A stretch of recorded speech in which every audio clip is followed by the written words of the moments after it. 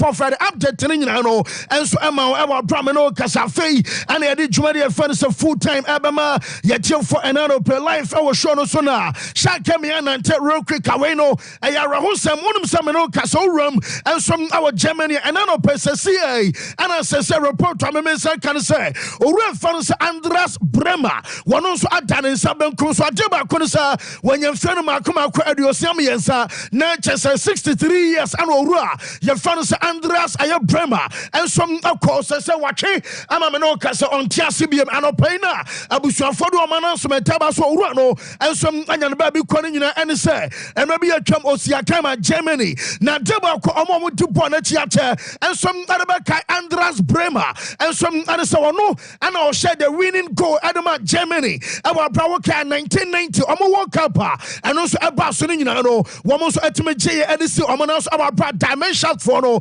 Andras Bremer goal Adama Germany HS World Cup no now my main front one so Robia what your bonus league Adama Bamunchin Timono and what your Casa Slot Timonino what Romo Yajuma Oko Italy Sua where are you in Tamalan to no one that send you also Oko Inter Forsyta Wamosum Posti Ora your father's Andras Bremer our promise Nyame and Fanny NCA as maybe a Jamono what the Intermalan Bobo Konosu Aya Juma our brand Juma Dio D Adama Intaninano now so in my catch was a Casa Slot Timonino what Roma Yajuma our Bamon Chamonsono what JJ the Titus Libby and some Adiamoma our Branano Parahosamono and some Anuso Rawe age 63 and Fiono Adiosiamians and some Atan Saban Kumsua and no update to Abba San Sabanino yet the Emmy for our show no so what I did some Abba my men front to him say Mamini Germany Ajan Ansana Mabata when Massa medium bon Yamiama if Yarameboa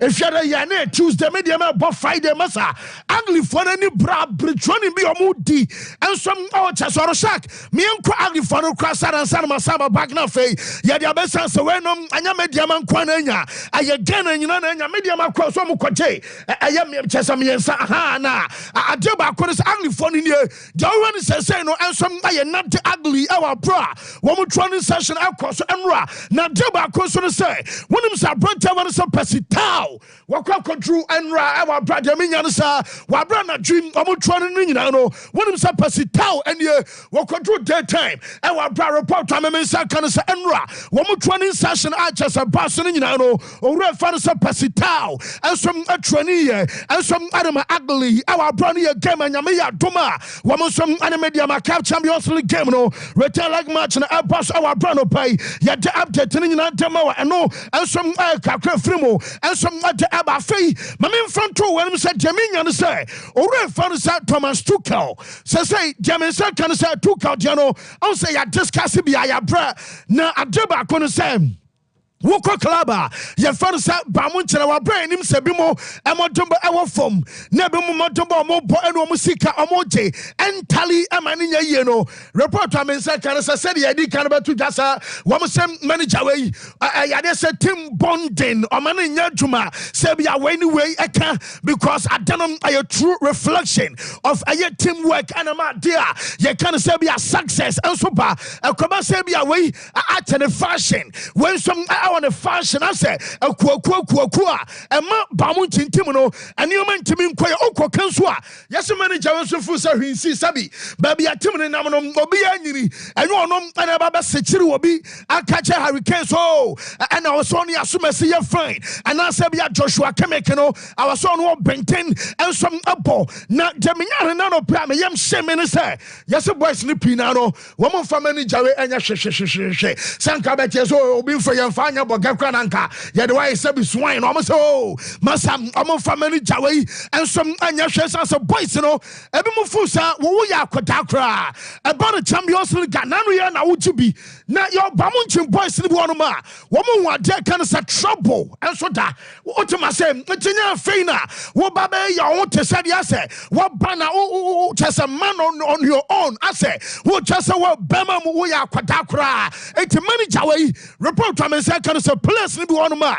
Yes, I'm on for coaching. I just know some reflection. And our Bramanoka say, and one 7 you know, yet Emma, yet for another pay. Life life and some our shoulders our brano and some kakra eba afa shadow akame nantia mame front to one himself bonsa woman some prepare medical catchers nyame ya no chena omo kwa away anya bonsa and a organization ama supporters womedi team na tia konomom baby ya duri emu odem bonsa supporters no woman kasa na atu omo bottom into a little over 1,000 and nyame ya no chena omo so di team na chi and so akwa Diego Amando Maradona Stadium akwakopo aya run of 16 our Broadway and some aya Jueva Champions League no omo na tiju omo sika akabom adiako hotel omo beda stadium ticketing and sane mani nyina no omo ayo ma jana jaminya no say watching no Barca for him say sika aya a stake gente America sika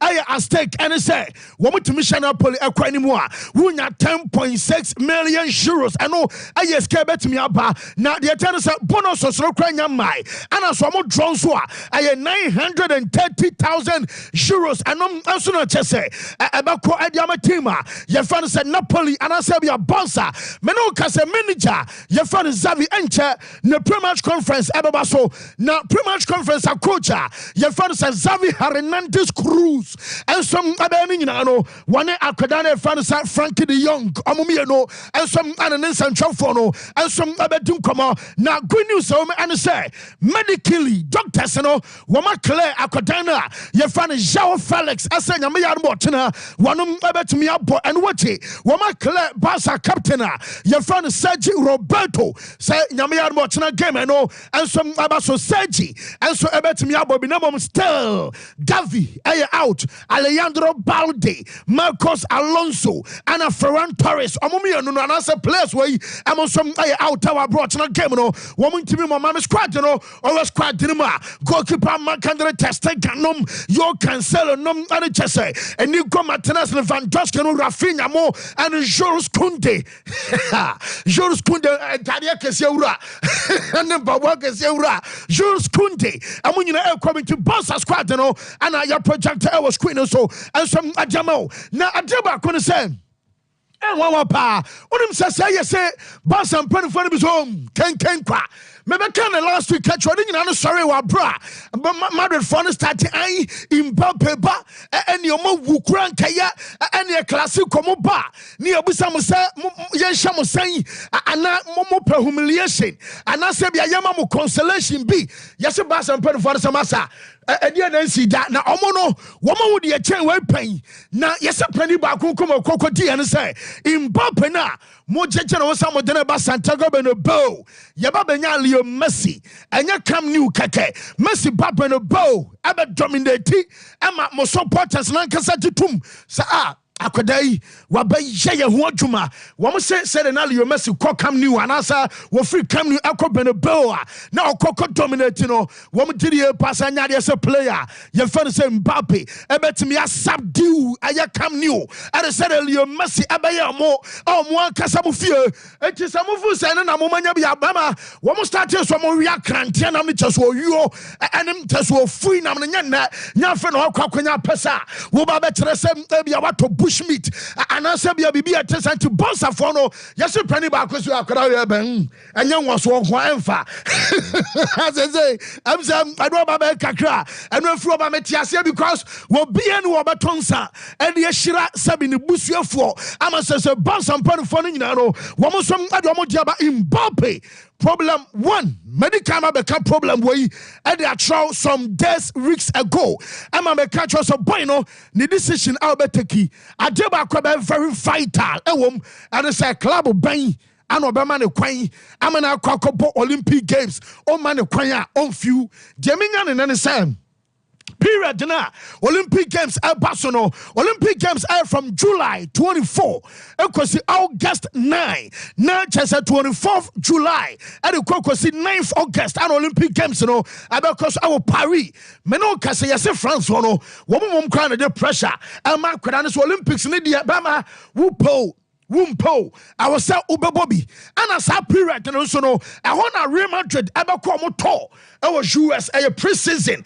Eti asem no ni o onse bebeka na manfo so ana ono kwano no waka no ho ana fancy dia na denje be 2 weeks later na asem beka ye no afei abeda di perfect mebeka so boy no wo Olympic Games akọ se kwade yesem asem panifo no nyina Paris ado mo wagem na obeye Olympic Games abebo men's football e wa bra Mbappe emobi what be that enti se dia menya no sa eho enti Madrid abeko pre-season sa period our US and a wunya style boy bin susu a also de no ko US so na o market no e bia jerseys aton ne sane ma no nyina no e wo se fa eho ane say problem one enti won ubayi su board mass na dia solve na just mo agas matimi asawu problem a mo so mo benya e wa bra no ensom aye update aba na big question biam ensom aye kwan be na manager ye fa no se Carlo Ancelotti enso abema san kwadawa nyina no wo bia nya bia because among first starting say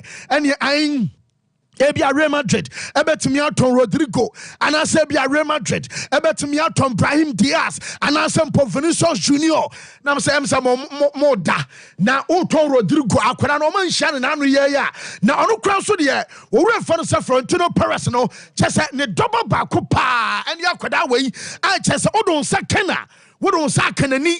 Ain't a man Jamie say Florentino Perez already crowded can't sound it. A year warning, I'm a maker, some manager, away. Sabama, and Quran about and your Florentino to me, I didn't think I'm Quran to bench. Now, Modric, a Kokwan elbow, no Busa coach, no, Menoka say, as a president to say, I couldn't be a manager of Faso, Mbappe, ever started.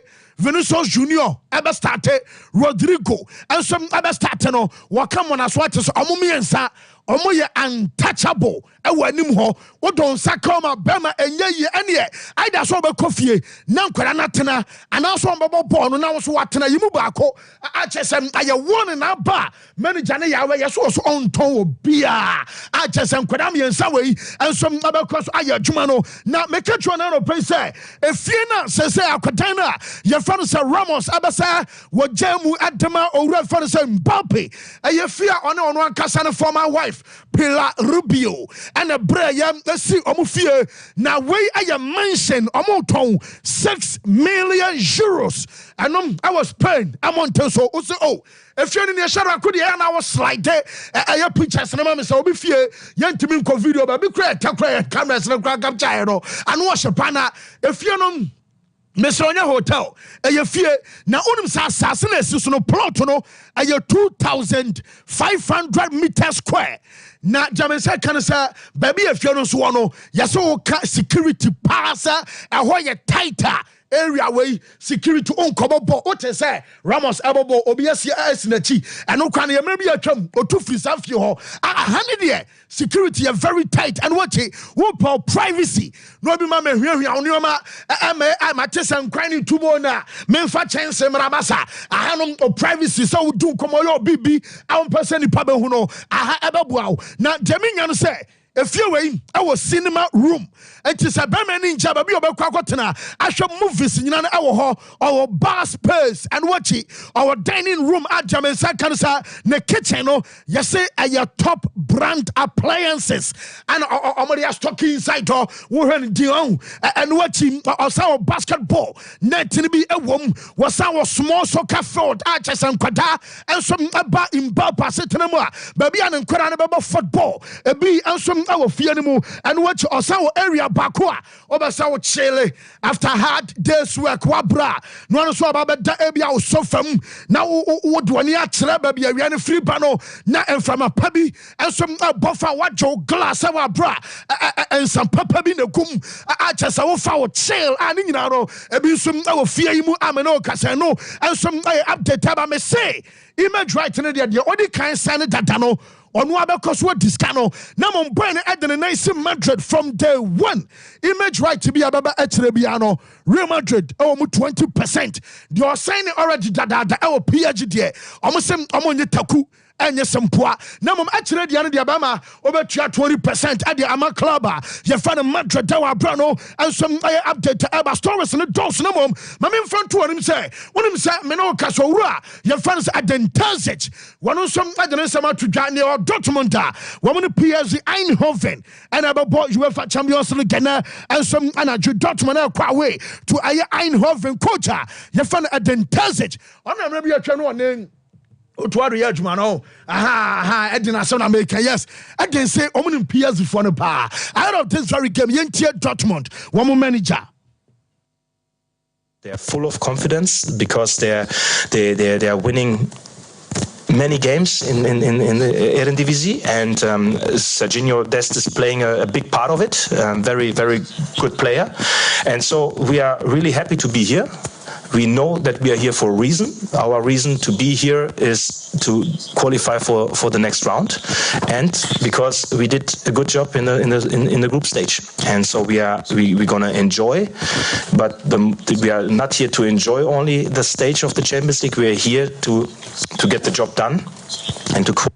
Yes, I know I Dortmund Domu coach I France at the Intersage and I'll tell you Jenny exceptional Emma yet for an anno pay my men fan to and say Enra in Tamalan baby Fabia report on the basen one game or almost I let you come out with that bono Yabenya and you tuni I France K West J Abababi now what brought J Ababin in Tramuno Yadama last week Okaya Yakacho said K West and so I'm saying a number feature Ayakuru Van Nord na chance Inter Milan one more ultra group back is a Kurva Nord no Nina Ionity dollar and last week no what can I say I can album no some show one my Inter Ultras never told you nibi and then all room of football no what don't know bata Inter Milan to Ultras now feature almost I want you na Inter game as of annual de banning no na it is a K West G and some about state to mewa bra one so boss I game the club your friends are let you ewa bra no and some update to Abana Onimsa player your friend Lautaro Martinez yes man for say I Paris Saint-Germain pe and then na interference na mono ya na ase ya na one pound ni pa no na ya rise ya ababenya form wo ye captain yan Tony Mau interfor say woman control bia so mo ton Lautaro Martinez and some akoba say be a player no woman Japan so mo ton na untimi nto aye 160 million ekosi 170 million euros and send Lautaro Martinez what me assign no and the Inter say woman omo over price about that yateso nya fei and ebe na ye bema mu say David omo ni say dwane bi awoma so ye we ready sa akora no pena wo penom ame no kasa no enso ay update ebe na outstanding game eba so onim say me no kasa manager for Pep Guardiola ebo ade tia Brentford or winning match na we beto so me no 1 point between Liverpool and ono 1 point between ono and Arsenal manager say you want to just a opportunity at the mother Sky Blues of Man City, our brother tree, woman of Brentford, a game about to coach with you. Say, I'm not first one to many Premier League. And say, coach in the cannon about 2 weeks ago. Says, and the boys in the castle up a tight to where what we are opponent to be on your problem. I'm out team. Manager is a match for your opportunity. You have the opportunity to climb to the second position, to go 1 point in front of Arsenal, to be just close to the Liverpool, and it's a lot of games to play. But the reality is, since we lost against Aston Villa, we didn't lose one game, and the games we draw, we were better. When as a result, it's okay, we draw. But 95 minutes, which team were better against Crystal Palace and Chelsea? Yes, and no, I updated free manager, Fanasa, yourself, Pep Guardiola, as well as Adeba Kocha, your friend Mikel Arteta, and then you made a press conference in Ebabaso, I had there on the player Bakuna Ebana, Deminian Swatch, Arsenal, Ewa Weno, Wabanya chance I share on original traditional, a home JC, I just say, a red and white, some socks in the I was says because, yes, sir, woman FC Porto Fono, a socks, no, and so Eba Boom, and no, I update about Liverpool. Fono report to me say can so so pay aye sporting director now sporting director Liverpool penny no report to me so ra your friend Frederick Massara why are Jumama a similar and same hobby? Yes, Frederick Massara, Liverpool team, no, consider and answer Florent Gilsolfi, and also no, and Perfono considers a Gilsolfi, and so bet me about best sporting director, and some Adama Club, your fan say Liverpool na Manchester Fona, almost say,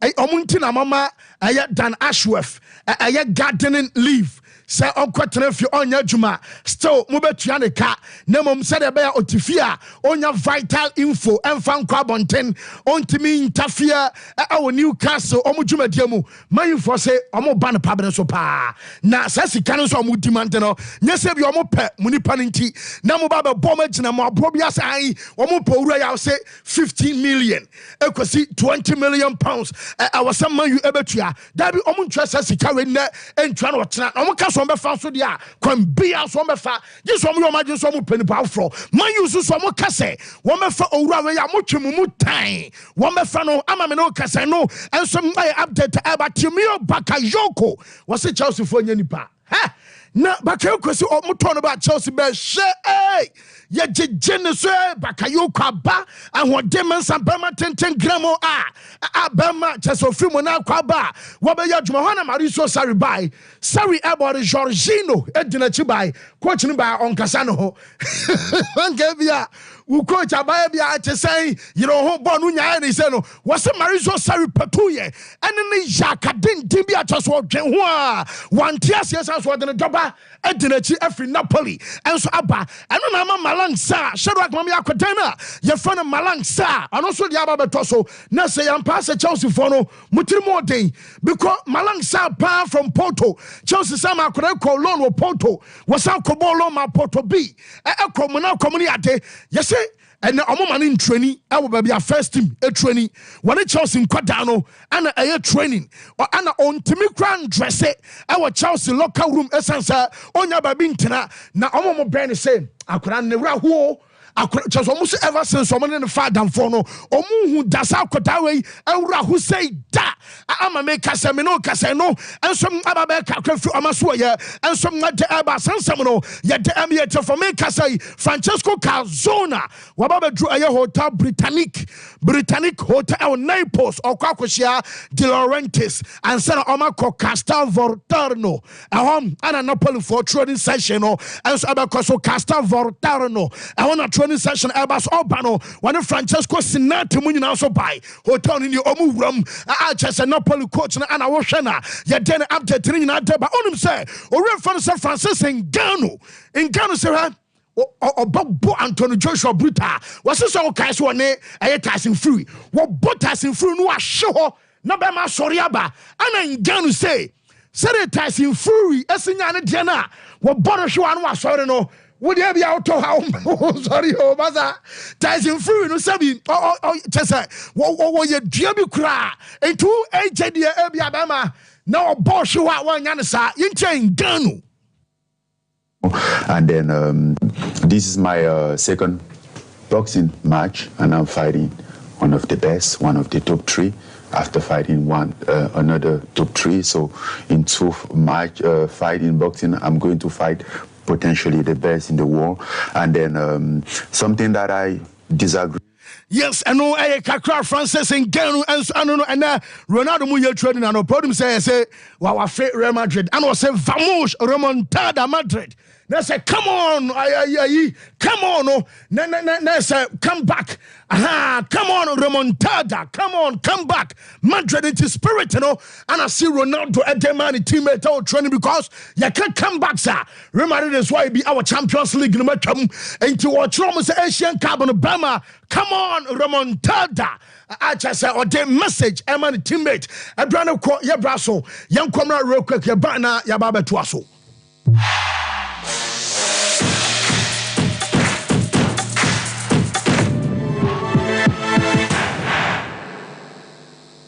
21st clinic aye sciatica expert sciatica no o nerves na wo to ase na fa wo siremu na fa wo nansia be si ase ho no se ho techima eno ene ye fa ne sciatica na etimi bubu o to ase ka wo se dwe wo sirem wo je ho ba bia enye na eno na 21st clinic ba ye adwuma pa wo mu ye ntia baso bo magine wo Ghana ha ene amono ne enya asem ketewa Womuji international awards ahodo, womuji local awards ahodo. Na anu nso na womu be the only sciatica research and treatment center in Africa. Bibrim hano ebi ni baby a gise 21st clinic nkwa. Womu dia bibidro ene besa o yare no masa de machine aka ho. Eya yare sabia yare bia wutimi de ko ne mama ade ba ko a wo magidi womu pa no.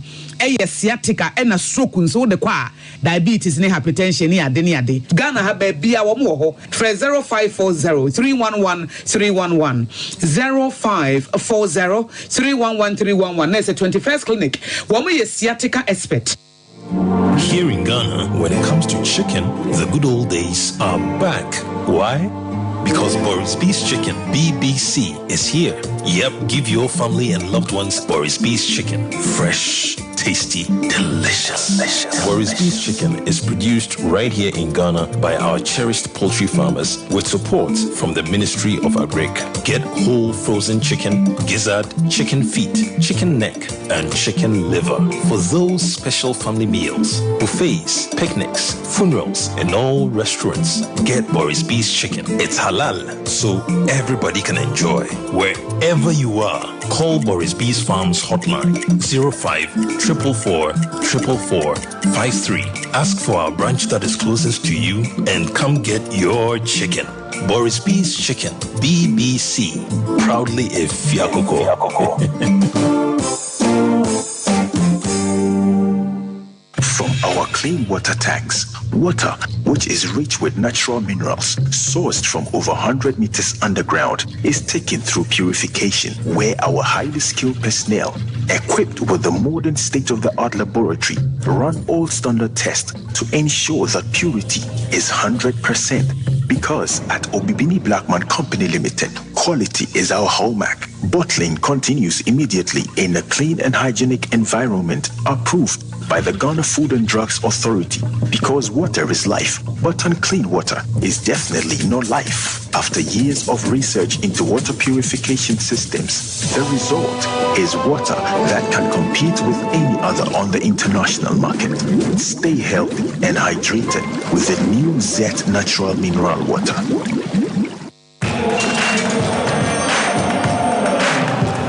We are back, bringing you the latest lineup from Betway.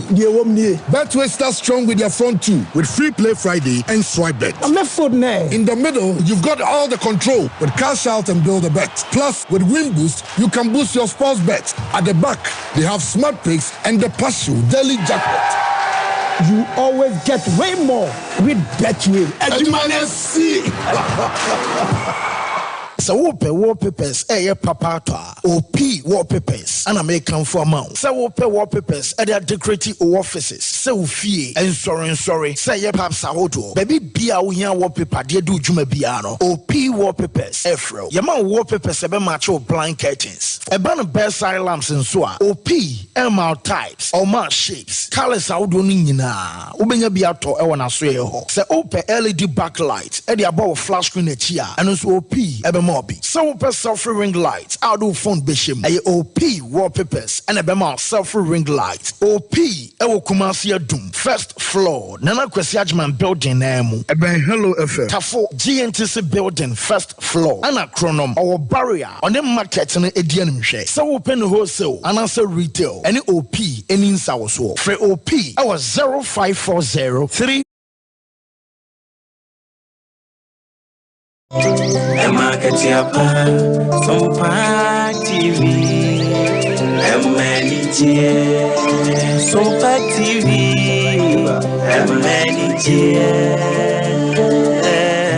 oh, wisdom ni mitie Sompa FM, Sompa TV, Sompa free titio, free titio. Sompa FM and TV, Emakachiapa, Sompa, dear Sassiso,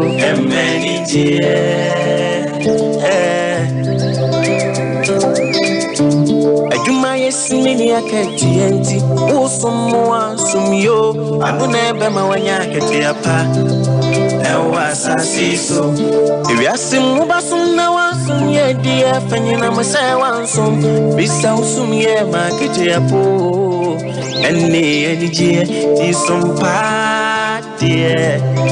And Managerial, Sompa, dear. Sassiso, and Managerial. Sompa FM, Sompa TV, Managerial. Sompa, dear. And Managerial. Chimwa fidi ene to Sompa FM and TV Nebema weni jie Ene aketiapa Nebema weni jio Sabra bwe mo dajini Dina cheo suna udie unya Nebema weni jie Aketiapa nso kamu Ema aketiapa Papa wafidi ene to Sompa FM and TV Why?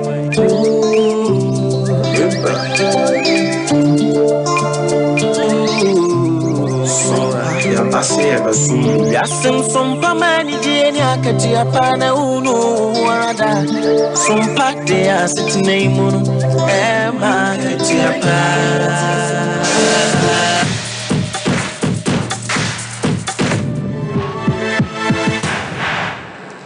Whoa. Yemre na fe yemetwa so ye da 21st clinic penny for I say 21st clinic ye juma ene Tuesday bomori answer obeto afọ obetimi akọ na akọ check ni pedwane ma hwese bibia ye kama men twanyare ansa na wato afa ho esan say yade bi esuma e woni pedwane mu yade bi esi woni pedwane ma unhu na ho dendenden nyina no wuram 21st na se bia akọ hye ba bi na awose yi pie ni amo wano adura penny for be ne simple enso ama wa fe yade no so help bia ye kranko so sisim ena eya wo jafe yade bia me pese me bodin ene yade bia me modin bia no kɔ hɔ a emperifon so ebeboa ne mom eba no se bia expert in sciatica ye ka eye ntini na efree eye kyese wo sisi ye chi wo kɔ no connected fa kyese wo to ene wo to ase eba wo nan kokom wo nan tu esane ede aba wo 19 akɔ wo nase no se ya na mu ya wo ja emu twetwon na mu tutu wo ya wo hwe enye yi a bomori so on the 21st clinic empenfo no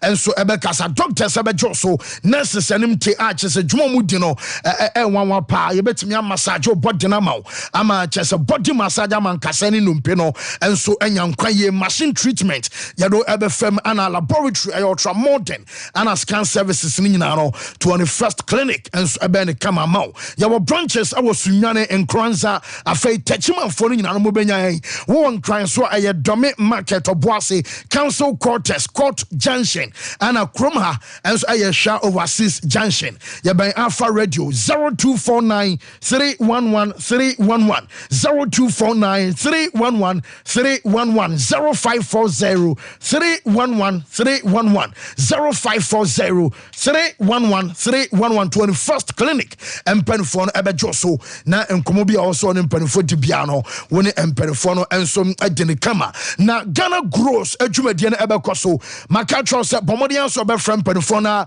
wagintwemu kamesa se dwumadie aya Mastercard Foundation womo and Springboard Roadshow Foundation and a Limehouse amon penfona na akambom na dwumadie de chen se Womo omanya mfie no be edunum ekwo aduasanum na chese between the ages of 15 ekwesi 35 no so your ba ana so your bema fashion trim say adwuma ewo krom entobomode aso hu de be shem eba no say be agriculture ni nyina na another opportunity emao agriculture ana say agri business afei eba no technical and vocational skills ani nyina no enso adwuma betimi do ho ahyem so be here career guidance so be here counseling you two uye we see efa ha we yen see bekoye we yen say ya ebia repercussions but ban sane omani nyina no essential skills aye training abehia yai ane edebema enti omodi so be embrace aye Greek na fe eno so aboa amanioma so aye kama but omodi so be frɛ empedefo no agye aye ntwemu ene nkomo bia be so di ane question bia na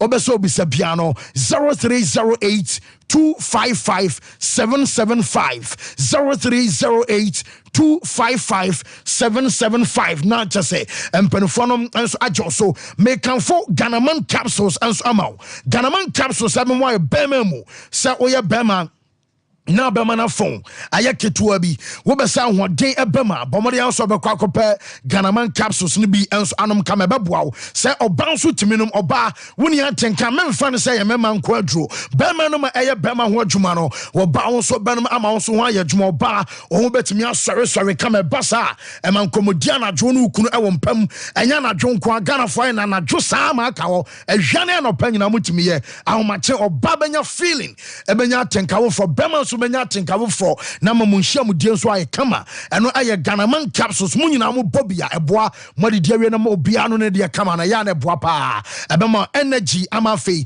stroke enso be se ba eno so be furo entempa so ya the prostate joy capsules enso ba eno prostate enlargement afei eba no prostate aye cancer bema dwonso wo problem e wo dwonso mu no wo dia na aye prostate joy capsules afei save 500 you know aye immune booster ebeko e de tia UTI and STI sawakwakufaba pressure ewo so anase diabetes eno so ebeko ana afre crypto 400 no so no ebeko e de tia malaria fever eno ebetu malaria sense malaria dro tatashe eno no ana Ghana bam se waya adwuma pranwumre usisi wote ya ewo jonku akiri bramo enumpeni kasere mu tutu Ghana bam ebeboa se wonamani sansa se bia mazupu wanya biana so wanya sprain afei esase pompa na abawa eno so ebeboa pa na punu enso ya droba kwa ye edema asthma monso amuwo cold wanya papu anase bia kokodu nya wode ne atipaya bamari anse sanu power nyina no obepe bi enso atimi atoba bia tondro bia no kwa wonsa beka eye Ganaman capsules ene ninu amababo so nyina bi 0244 727028 0244 727028 and our face 0244 754380 0244 754380 na chese onim penfono enso enkasana dia kan nyina no omomfa enchromo no enso ema real quick na my memory wishes no so na membra aye meza hoi dedi kan say happy birthday call a day ama Nana Kwame energetic and so I Sompa Baba and Nana Kwame energetic by Pia Ubiane Wada birthday blessings and so wodia Yami Shwana on your kase no one sem and so and on a fay we Ahmed Swalla Babs and no Ahmed Swalla and so I would die and our friend so as I said the our Kaswa and T baby I will be an Ahmed Swalla Alan Shrow on my birthday and your my Sisa Emma be anya fine na oma hodemapa emanasika enso entwaso and I for say today is my lovely sister's birthday Hajana Fisa enti Hajana Fisa na ewa woda Peter Nas ese yawehwa woda pa yen kantro say nyame enyo kese onhwa na onye nyoma bia wakoma ehwehwe bia no enso enfama enano pentina Fisa bia obia no once again happy birthday efunu ha bema wo eba wonchen wo meza se bia fine nyame adom ahwe ni experience fancy di Maria ehye die oh ben de kakra won kwan die oh the most important thing yon kwa yes nyame ayi bi pa oh of course Champions League night yeni muntinye de ya on shedante bas no also what to go and journalist ya Chelsea no be ni mutun so onte mo monye ya ka o Bishop now where there some passports there me say there me say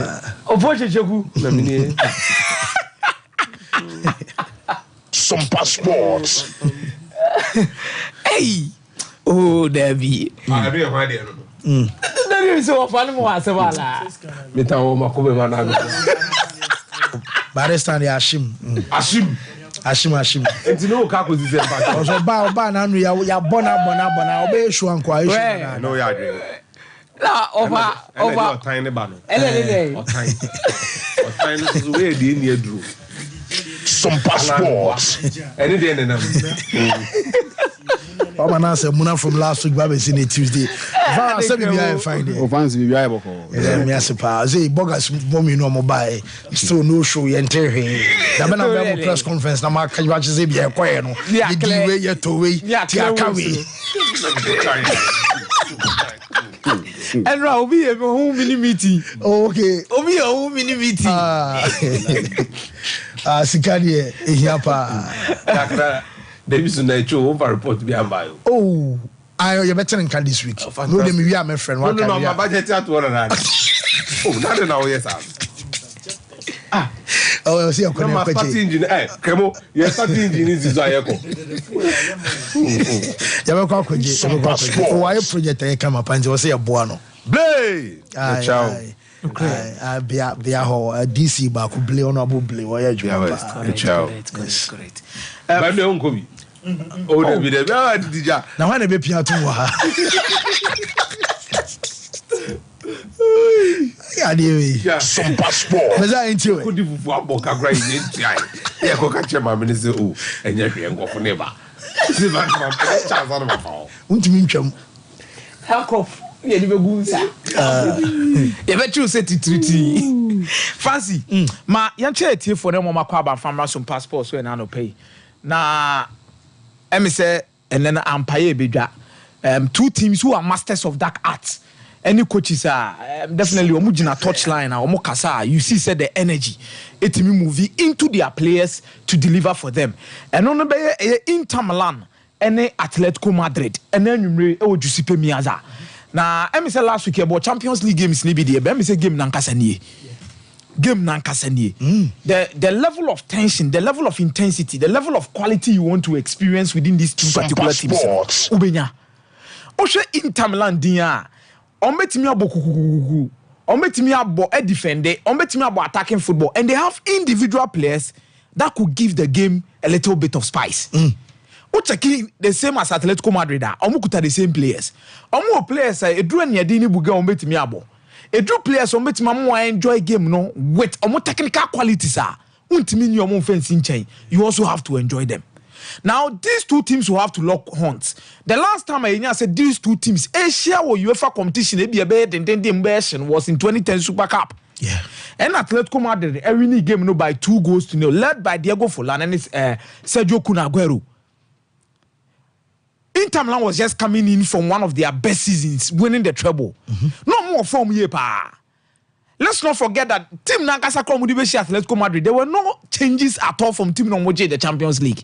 Diego Milito, Samueleto, Stankovic, Zanetti, Wesley Sneijder, Esteban Cambiaso.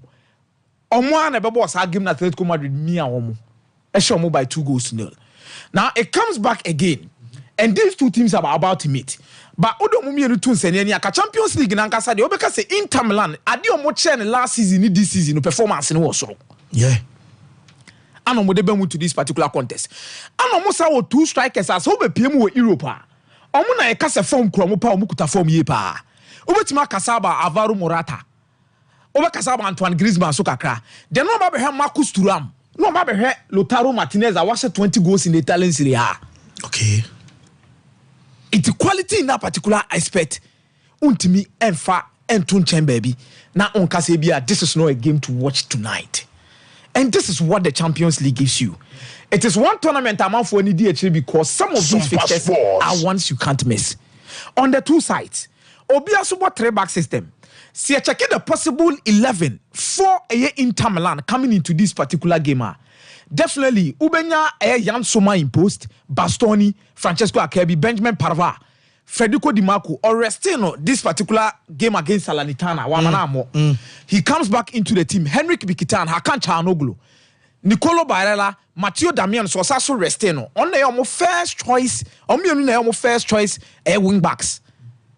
Ebia Denzel Dumfries will have opportunity to also come, but Damian offers you an option where I'll know better switch it back as a right centre back when you need him. How versatile are we TNT or very important to the system. Then the 2 top attacking duo, Lautaro Martinez and Marcus Thuram. You remember key battles also. But here at Atletico Madrid, almost possible lineup on media here, Juma, Enyame Adum and Enyumre. Almost be removed with a 3-back system. Jalo Black, similar to Inter Milan, because also match boot for boot, and Omar Madrid so for game no when you zona marking asem, where man-to-man marking, being aggressive on the front foot. It's a movie with Hermoso, Axel Witsel, Savage, Rodrigo Di Paul, Koke, Barrios, Lino, Marcos Llorente, Antoine Griezmann, and Memphis Depay. And Alvaro Morata wa honoma kono na be pair with Antoine Griezmann ewo ani mo onum itu Atletico Madrid setup no na your more performances ni individual players na ewom na baby a key battles ni begina nie Fancy Di Maria in the midfield Oberese Barella Çalhanoğlu Mkhitaryan on the other part Rodrigo Di Paul Barrios and Koke who is having that particular control in that midfield. Let's not forget that Inter Milan midfield no dominated by players are technically they are very good. Çalhanoğlu is very good with the ball at his feet. The same thing with Barella and the same thing with Henrik Mkhitaryan. But Nippon and di obo kiki warpa no Barella. Çalhanoğlu mbo gidi bebre, Mkhitaryan so mbo gidi bebre. But o check Atletico Madrid in final Rodrigo Di Paul. And one of the best passes for Atletico Madrid no. Okutabo no betima trem 20 years, 30 years, no prebo no kosa. And technically he has shown say he's good. Then you have Koke who has so much experience in that midfield. Technically he's good. Then Barrios who have grown into this particular team. But when you buka from you in Koke and Rodrigo Di Paul. So it's a matter of when and any bedding, when they make sure so you're aggressive enough. I feel that is one battler. Atletico Madrid betima stand a little bit tall over Inter Milan in that particular area. But wing backs no mumi onubeshi and another key battle no. Meji to me say Di Marco has proven to be a key component in the setup and the structure of Simone Inzaghi or Inter Milan. The Matteo Darmian so soon to me fan. So Lino and Marcos Llorente will have to overrun and do a lot of job in making sure so meet him. But and then the last one the battle of the strikers no. How our centre backs never contain each other strikers. Lautaro Martinez and Marcus Thuram. Also, the difference between these two teams in the almost strikers in here. Antoine Griezmann plays more as a hybrid number 9. Also, or drop it deep or link it up play. Like more or less like a creative striker. Also, drop it a supporting striker. Not necessarily as a center striker and a center forward. He said the Memphis Depay. Ebejina penalty box. Bobo one on the boaje. The back to the post. On the base but Antoine Griezmann is to control the tempo up front and especially drop in between the midfielders and the attack no link you to say they walk up you huni etorebi ana oye no o compare with Inter Milan Marcus Thuram and Lautaro Martinez just but it doesn't drop deep to say the Griezmann drop it deep and omunya osana Lautaro Martinez and they also savage and Witsel and him also needs to be very focused in this game. And yes Lautaro Martinez when he finds himself in between the lines connecting with Marcus Thuram wouldn't be a problem. But Antoine Griezmann no subema Atletico Madrid and overload in the midfield. Okogu onu bebre was a FIFA bebre chako. It's na make us a midfield battle ni the moon is Atletico Madrid could win. But about wing backs now me the be Inter Milan then about attackers now me the be more. And this comes into a game where the last time who say Inter Milan defeated a Spanish side in the knockout stage of the Champions League or Champions League no. The last time Inter Milan defeated a Spanish team in the UEFA Champions League knockout stage or Champions League, they are hoping say they will do it again. And Simone Inzaghi so adin but the last 6 meetings against Spanish opponents, Atletico Madrid and Casano against Italian opponents, Atletico Madrid and Casano only 5. Back open on win. And Giuseppe Meazza Honan Casa if was a more 100% record by Inter Milan and Camo against AC Milan. Okay. Is here no munyina boria why bench ni mudu. Now they are missing Thomas Lemar. They are missing Gabriel Paulista. They are missing Alvaro Morata. But Inter Milan with Alexis Sanchez or Marko Arnautovic. Look at the kind of players. Tajon Buchanan. So they have the men.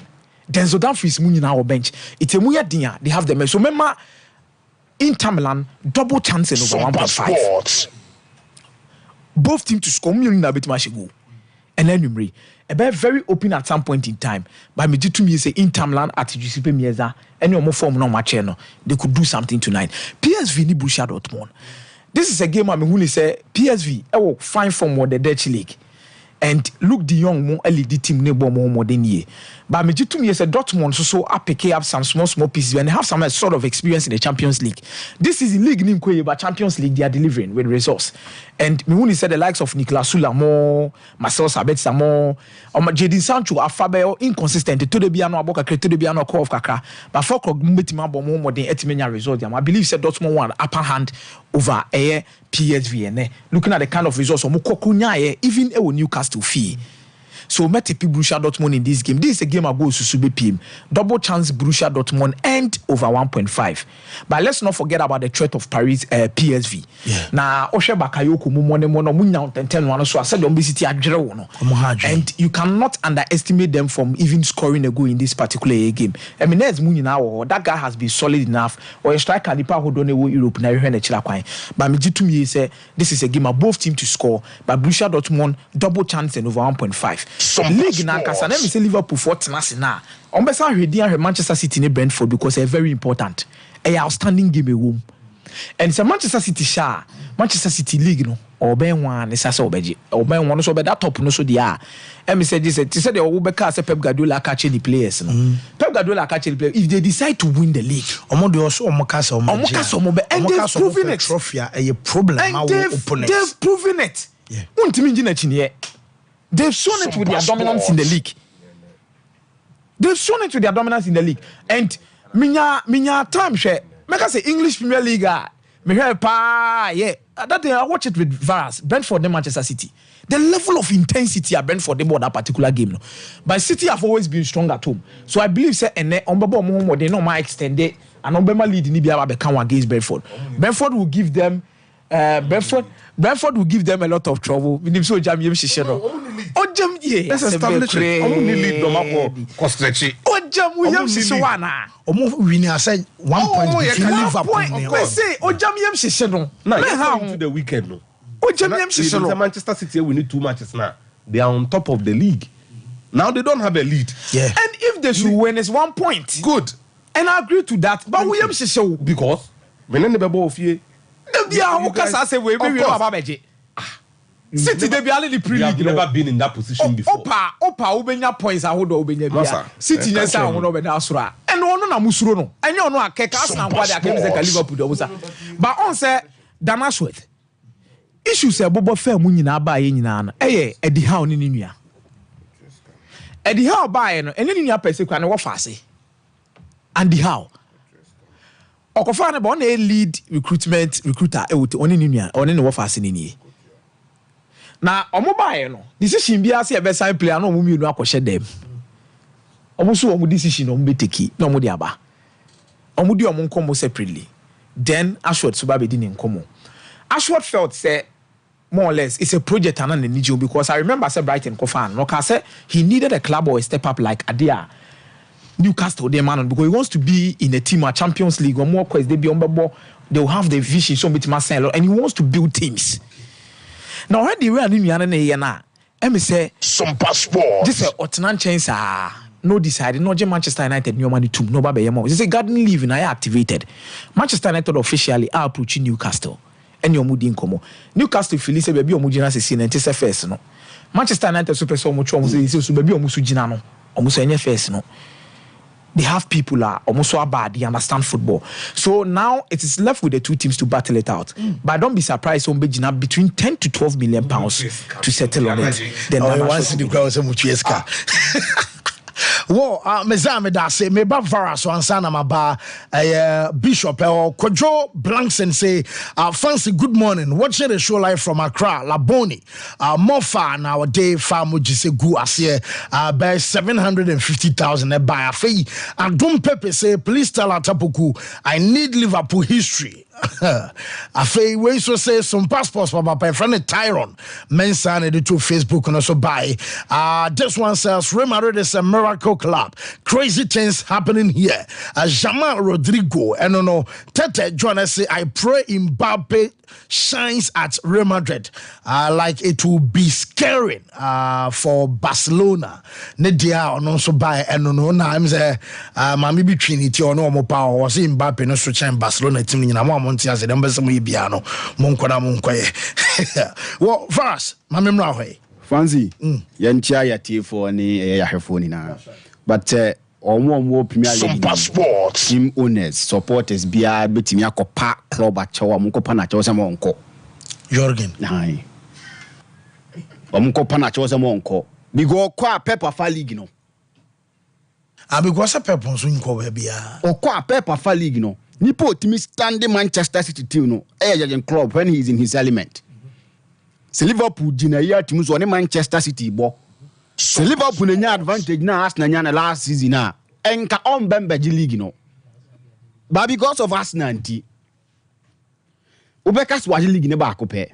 Ba obaye no. Hwebe na Liverpool New Liverpool aye. The kind of players that produce, the kind of players that provide them Liverpool. This is a team who has 30 years without winning the Premier League. 30 years.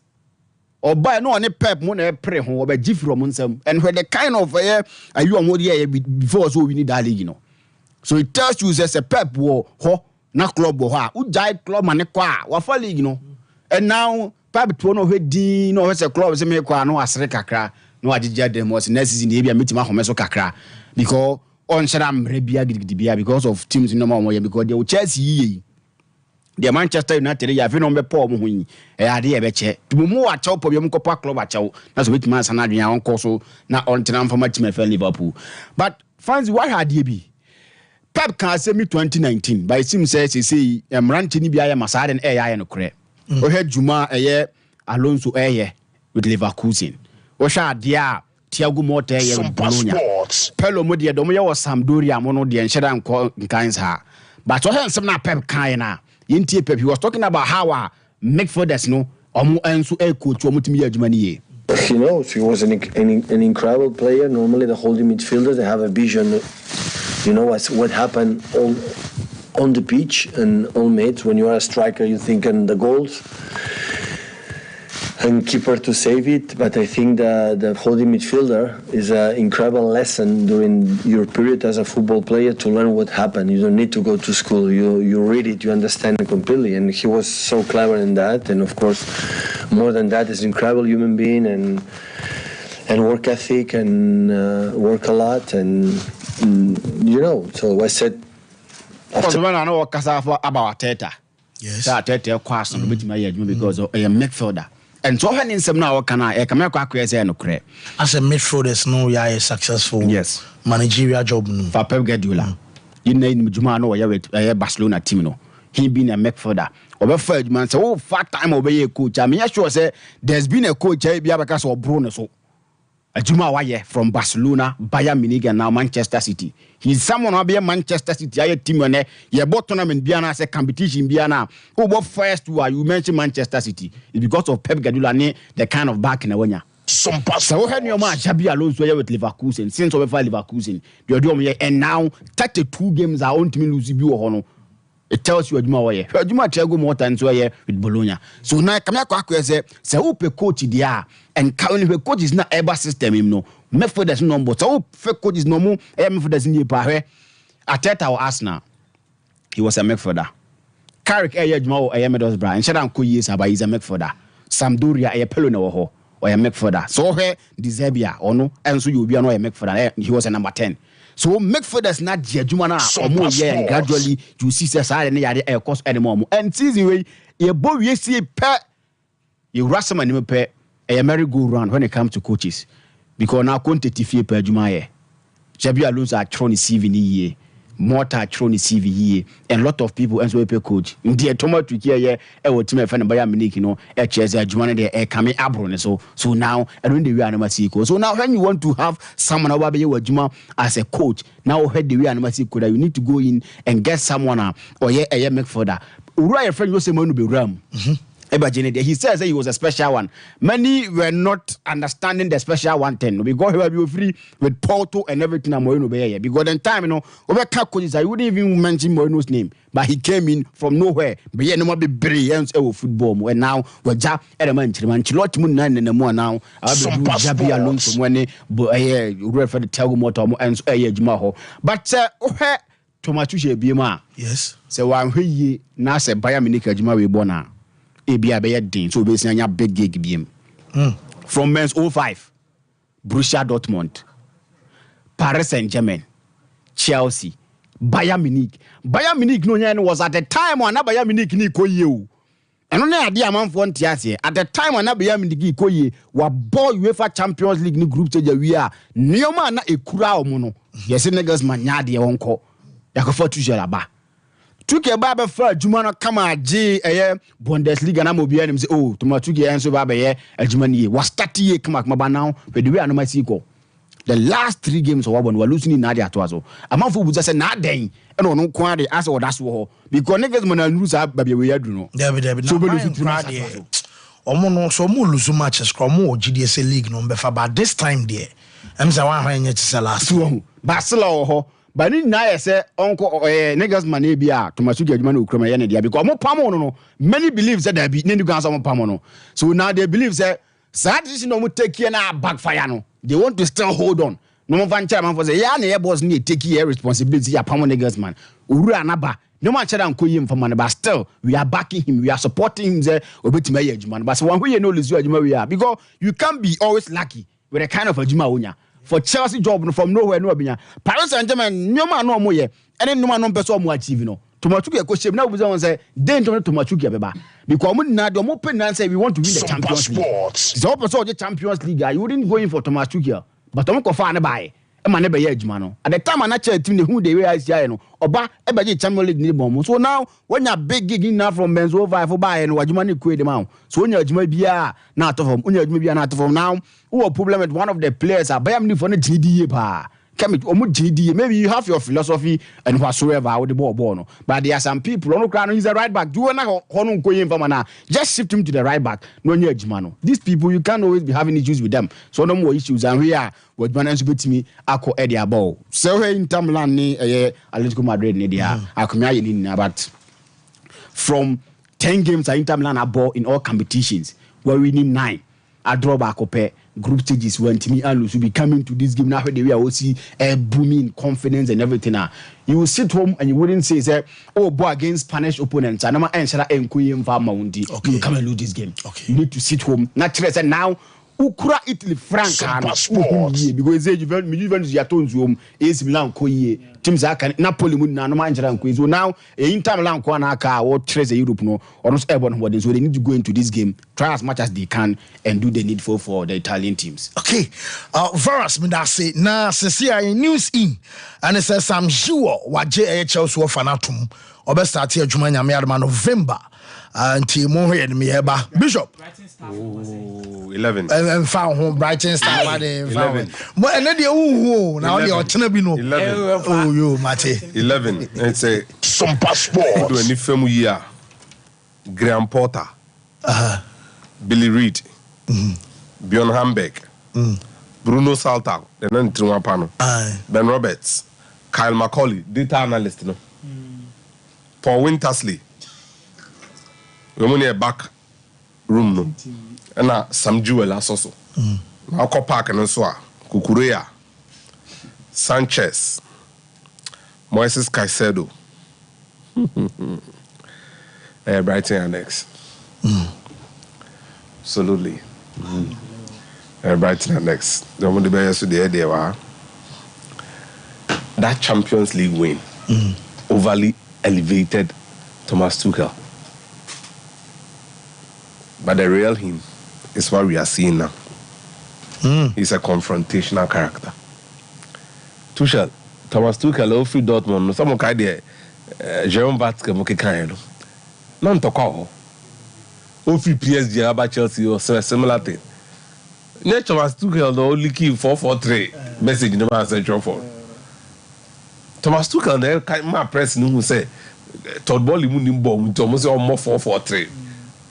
I don't know crowd bro 11 players no the or the mobile outfield players or the formation. Some passport. But the course we know it's not good for a team that is based primarily on harmony. Bayern Munich ne coaching ne Juma no and into the Bayern Munich FC Hollywood no. Omo Juma ne omo na montu ni bibi omo ye no.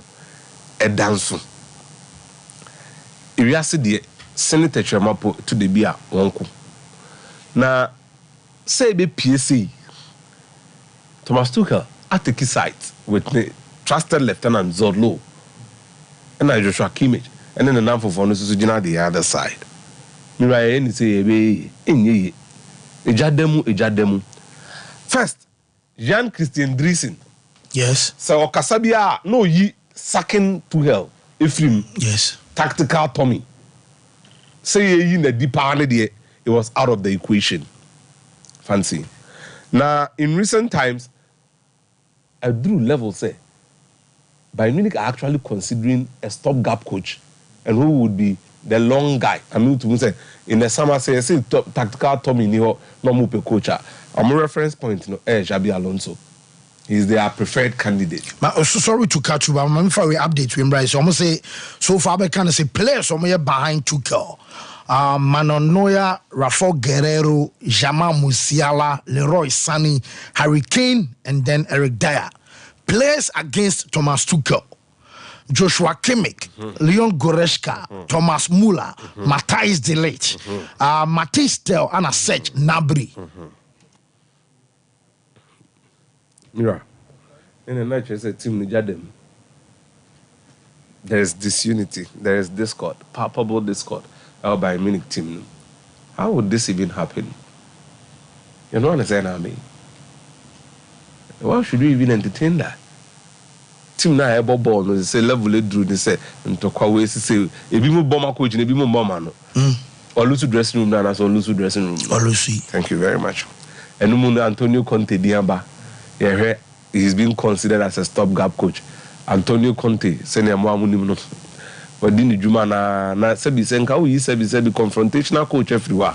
Okofa koko for na ba. Ono so ho. Sompa. Ole gana social studio abem. Ya bobo diama na dru ole so.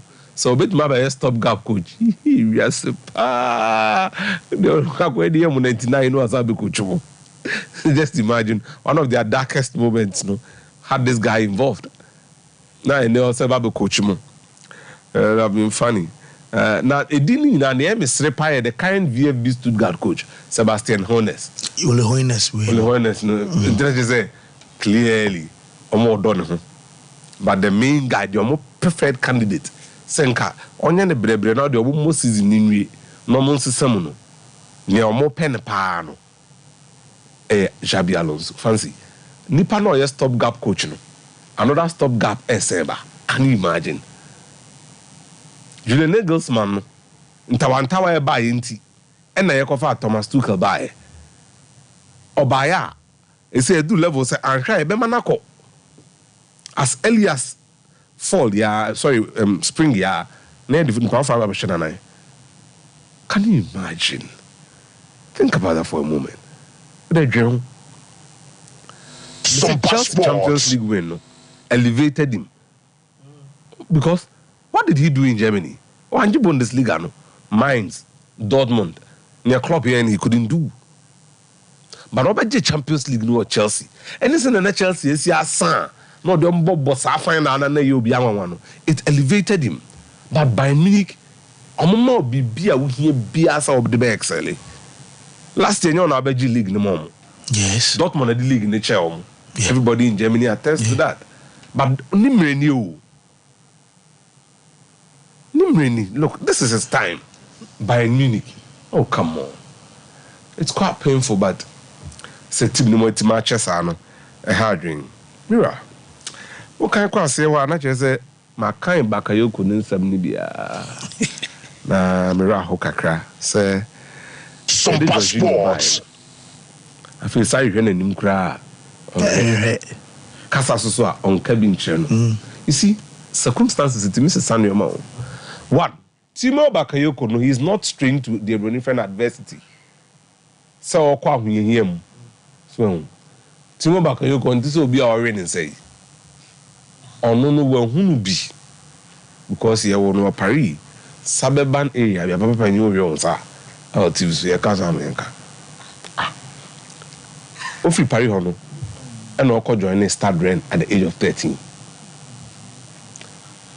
In the 14th birthday, and at Clairefontaine Academy, prestigious, no. On the year trials, I'm on himself called Kobe, and I'm rejecting. The gun up was a job on the ball. When I at this time, yeah, and I never been in the papa and in the Kasaya, only Ivorians. O Saudi 9, and I moved to Buya 8 months. And our results are so they're still born or bebo. Oba. Stade Rennes be born the 2014 no ko Monaco in an 8 million euro move. Oko na Jeremy Toulala and Mario Pascal. Jeremy Toulala. Omo Monaco. Aye nana. Intino the first two seasons no combine no about 31 League 1 games. No maybe more because of Mario Pasalic and Jeremy Tulala. 16-17 season 16 summer no and na Tulala and Pasalic in there free ho. Almost free ho no G Jesse no. Fancy catching him in I'm saying he ended the season as one of the best players for Monaco in France. Body Bobio. And no Champions League that year no. Yeah. He was in the team of the season. Now some match we underscored his burgeoning reputation in Europe. Offer ahead that be our model winning 3-1. Now that's our comments in the so. Me not sure say in recent times, okay, me who midfield 3 bia. No more complementing each other to say Ubia one young man FSR. Yeah.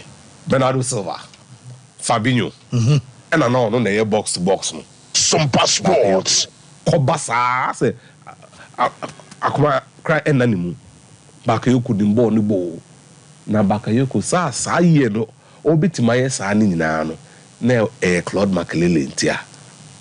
Then Makelele was there in a senior role on Bobby. And Okachen say, Onya Adrian Boni Audi. On starting ancient boxing.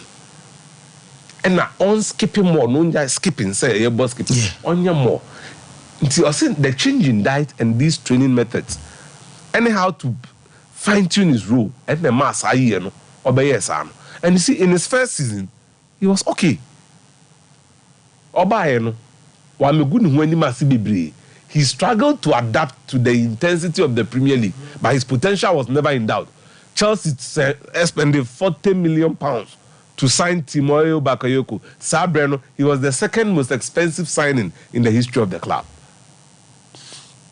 Now look at this trajectory. Player turned in 2018, 2016-17, 2017-18 season, and all by. Bakayoko didn't tell us sign a contract, money my man Papa on fancy, because and your one coach I won the ball. Yeah. One season, and they didn't call loan on Milan. 2018 or Milan. 2019 about Monaco. 2020 or Napoli. 2021 and Osaba Milan. Different clubs, different football cultures, different countries. One man. Obebre. I think to mean settle. And already 29. Go on the peak cry. But just one move and it's in your man arm fan. At the back Bakayoko form no conform. 2023 June year at Chelsea and then they trade more or yeah free transfer. Or call Lorient or Bopa. He's even scoring for them. He scored in their 3 consecutive games for them in recent times. But you see, sometimes football no, any move no. Akomia, so won't you garden leave no dear club no, when you didn't see come out. No be any laptop somehow now who in your man. Now the book the Aman Liverpool and Niji Frederick Masara Hono. And no. He's on gardening leave. Only Paulo Maldini. Now, he says Liverpool no more brain and say Jurgen Klopp or what? There's absolutely no way nobody is going to look for a coach for them. They won't, because there is no way. Or no, take a final decision. But because they knew he was moving away, and into Masara, money just said, man, and it's truly money made in over the last couple of weeks, and it looks like he's the guy they prefer because starting now West Ham now so better now. So look, boss, and the football is be a laptop no so. Now your office to them, you find a company secret. Next time be our less busy no. Read about Guinness. Guinness is a Busia company. Company de Alpha Guinness. Omo Ireland. No. The master brewer is always an internal person. Yeah. The Makwana so be for company secret na de kokko bi Guinness. Na you can say. Sompa Sports. Mama football club. Na so biba no so be fa Masa wo bi tue scam mo. When tua they won't let you go. They kwatire because one secret, one leak, the Kaba. Most so no mu ye nipa bone because I am Robin. Mikel Obi. Baby ana Manchester United ni omodura. Peter Kenyon ja oko Chelsea ko fa omo. They've suffered that. Tinan kamunim said they amuko ye nye. No. Look, when you want the quality, you must go for quality. So eventually say as a man you find say Dea Obeba. Washington. So asking price and my union and so be meeting now. Almost say both Newcastle for who say almost our options. No, but more alternatives. The more I deal with air cost room, right? You are losing people. Ashworth or catch almost Sam Jewel. And you know Sam Jewel in the corner. So it's your own thing. And what was him? Well, Bishop made that say, nah, Mammy show it real quick now for Yam Brasona, Yametua. So my catch all say, Yami Adama Friday, ugly, Kroma. Now it's my kitchen restaurant, and so Bomodian Sunday, Tuesday, my catch all, so I'm promoted there.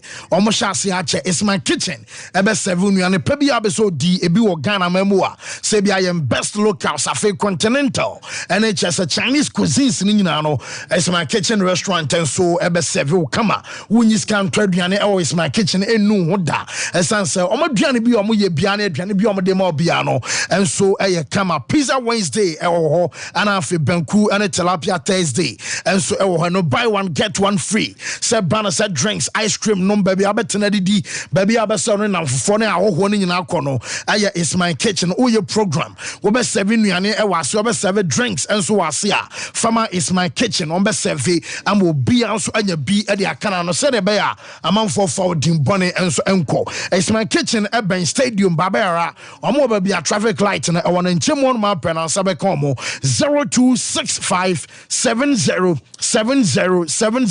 0265 7070 and afi 0248 865 046 0248 865 046 now on it is my kitchen and so en kasa wallpapers and our patwa op wallpapers ebe sorto now op say pomodi anso be ba gene dia no dia fra kra no se unikuma se kra na we be delivery package uni man kama ama wonsa and so aka woni ma no 3D wallpapers and our pe and in a blanket and a match ema decoration fefe o varieties obe choose essence colors and designs and so doso pa TV backlight or about flash screen achi e basa mo hwe mo movies and mo series and it just mo programs ni nyina no was site enya problem no ayo opd ni bia what the plastic wardrobes aba blankets our ho afa make house center carpet air diffusers open flowers and as a wall clocks open water fountain and out that game ni nyina no and so ayo op agenda also kona okoje adum pizzy na sa dum pizza to na na kwese agema brown so na mu na sabeka op or just first floor e hono oben hello fm and acronym here yanso no e barrier on the market na edi animhwe 0540 353750 0540 353750 now only op and so enkasa Boris B chicken and so ema nkukwo ni biawe akukwo nam de and trema bronya mansa no waku akukwo amesrew because okwa wo band susu afri to ye nyina no kebefa nka fa nti edu ba bia twawonum ana panine ka se hye se ansa no wasi dan mo am serve a chese mo ye restaurant no mo am ton chese mo no wache no aduane wo beso ye bi ofia ya ye kalomu ma okunu ebasa wo mpie because na man on wine na wie no besan jase akukwo no ya yama ye pepe bi wutimi de foul kinkit me de foul mo no agena de kakra de si wansa o twa nyina no wo esan se Boris B akukwo no edepa Boris B chicken o pedro so ato a wo benya wanya orders afei wo pe bi so de akofia de ba akwo se de bia me catch on se ye nuanom twabo fone ne siesie ne kamera nti ay halal wo bia timi hwibi our food chicken wo ho Thai wo ho gizzard and afei layers ni nyina no wonsa enso ebeka Bantama High Street woman presby sorry edi animhwe Santasro and about one Unity oil no and so benso na fa swanse enso ayaswase market poku trading our Doom SG Mall our top pine afi show our body junction so sabeka Boris B chicken 0544 4453 0544 4453 Ifia Kuko and so Boris B. Now Boyos bite. Janine depa Boyos and then so Jumani Diana Diaba can say Upe Fufu's wedia. Ubinya fufu ni like soup no ho afu enkwan soft man pie a chese banku ne tilapia ne dia no ya na sunti o nkon koton yesa se o tobia mo ban na so nkwa ato eyeka moje ba kwa mu nyina betimi awo de mo ba ne mfa ba bia ne tini wono ya ne ma ne tilapia ne tini pa ti banku ne tilapia no boils ebe serve kama noodles and wache a ban potato chips and as a french fries no ni nyina no benya bi e wo ha punch jollof rice and afa salted jollof rice and beef and as a bia chicken assaulted fried rice and beef and as a chicken aduane de ya de odi akoni paduane no masa me na me tu susu na me bre na ochena me nwen ochena nya wo de a bible class nwen de obedi de obehye ho wa fa ni nyina ho ka enti boils bite ebe sefo ama bibia so aye fan chronom barrier ho ana breman bamu also 0247 883788 0247 883788 and I say sakomia 7 kakasa de bi kofi Sharon Nesro is all dubious brutal. Both we also have our 7 boys because I'm some boys so me dinti. Here pie very necessary. Young co breaking in my real quick. You come Mr. Dua and I for Rakuto so have medium ugly for training on more yan and run at John Pesitown so I could run one dempa. Bentoko Ghana from Toka Parkway. Yaya Jahana Egypt for Beji 6-1. A cry GG 6-1 medium bit me ugly 4D. When your pressure be who do ugly first half one show. Young Comra.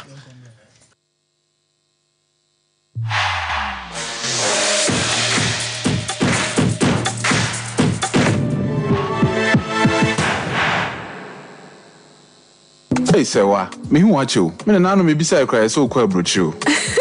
Kwaku, afeina bebeko. Men krata krani. Hey, eni me ma connection man for den kofo sika aduane ne wanya otire di musa no. Oh, Express Group adarumenti akwanto aye for. Opese otu kwan kosua de a Express Group do be call mine be to say Canada, US, Australia, UK, and Germany. Say a tour na se visiting so a Express Group do be call Dubai, Canada, US, Australia, and Germany. Mo am pese mo tu kwan koye adwuma nso obetimi de wako Dubai, Qatar, and South Korea. If you also want to take international tests like SAT, IELTS, TOEFL, GRE, GMAT, they can help you pass easily. They can also help you secure a good job in the UK. You should make sure you Kumasi Asafule run about Accra so Omo Carnation First Light, Tama Omo Community 18 Lashabi Girl Filling Station. From Moa Macho for ISO 055-555-0067 and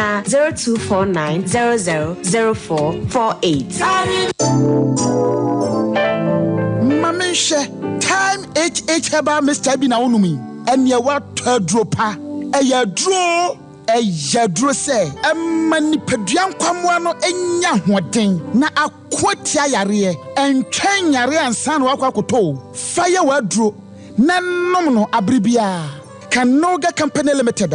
What the time TIME ebe jasono wonwa and at the time HH Heba Mr. Edia bejaso akra wenya mfisia dumienu enumbi wo pemfo ene oba wo makra nufo enso enumbi time HH Heba Mr. Who benya bi over the counter medicine sellers any shop dodo na mu so pedodo to afre 0244 417669 0244 417669 time HH Heba Mr. Ejadro say FDA adje edwadie nkratoe atum.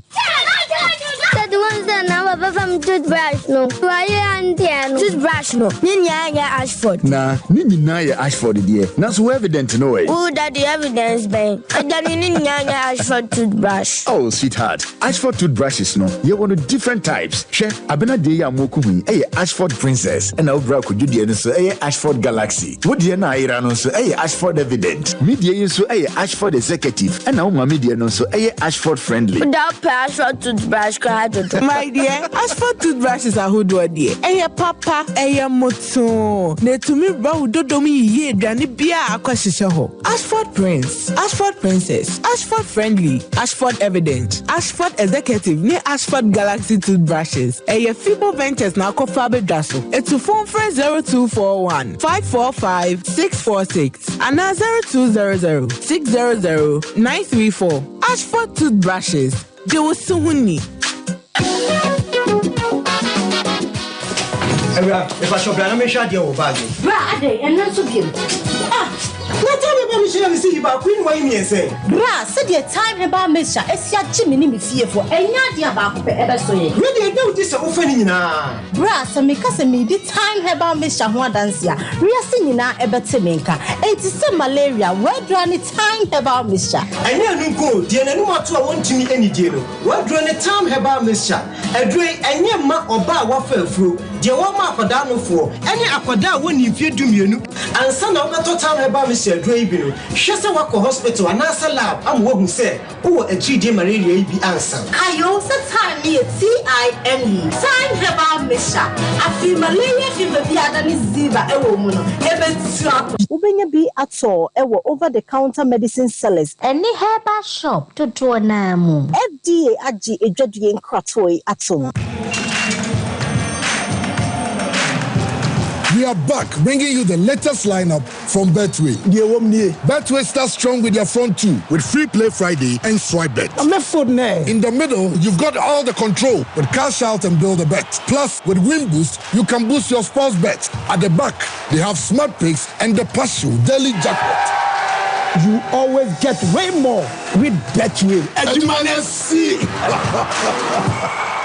Enipa baako pɛ ɛna pɛmadeɛ hyɛ wo a obi ahyia wo a wɔsan hwɛ obi mu ɔnoa ne bafo polo no wɔasua nkasa ɛna ɔde nimdeɛ no nso yi adwuma ɛni sɛ ɔdwidwi style ɛto hɔ a ɛda hɔ a na ɛhɔmɛ bafo polo no ɔde Africa print textiles ɛna pam nadeɛ biara nti ɔpam Africa print polo shirts round neck shirts golf shirts v-neck shirts ɛne pii ɔpam atufoɔ bɛtu kogu wɔn stores ɛne boutiques enti sɛ wo so wonyɛ adwuma a bɛtu bi kɔtɔn na ɔnte so ma wo churches, fan clubs, schools, unions, any a group pia. Muhia Dodrono, Edema members, no, any students, no, Mumra, Monso, Mope Friday way, Edema workers, Bafu Polo, Camo, our gold package, and on Tadano Esemo Drium, silver package, Esemo Dunum, and a bronze, and Susemu Du, or yet delivery, Echo Mama Panabe, Pia, Bafu Polo and Tadano, so yes, Echo Pia, now a Pamama, any member, Bafu Polo, and Kumasa and Marco Cobain, Santassi. Telephone 0249 600 789 and 0599 899 919 and Instagram, Facebook, Twitter, TikTok. Answer you at Bafu Polo. Me say, so we say Bafu Polo dia. Oh, and you now in session.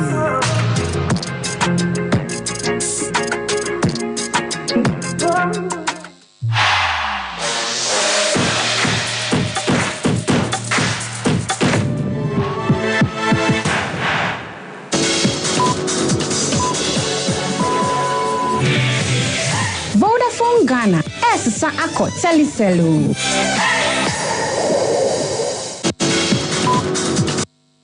Wo yemre na ye bafie na ya ba beto so Lusa e wa hade ye bafie ne mom Kangen and Magic drinking water we ya kalange ne bia nso de eye pa so wo ye water therapy nso we onum a enye nso bia keke na onum chese ya hwehwema so ne so minerals aboa na esiesie ne peduane bi se calcium ne magnesium afei potassium and iron aboa ma peduane hodem mapa na ne peduane nyini from no ane come dia Kangen and Magic drinking water household here bia also nya bi ofie esan said the more na wonum so we na boawo ema chesem so optimal hydration eya wo dia afei etimi ma akoma no pompe moja ne yesan say ensuo dia ensuo ema nkwa ensuo enso ehia pasa water is life dia Kangen and was so momodian say abrebia okwadwa so abepa bi enso ato na wanum bi so kama dia bia wonum a won so bu won mo be 30 years now so be hwe honam na ahase abobogu so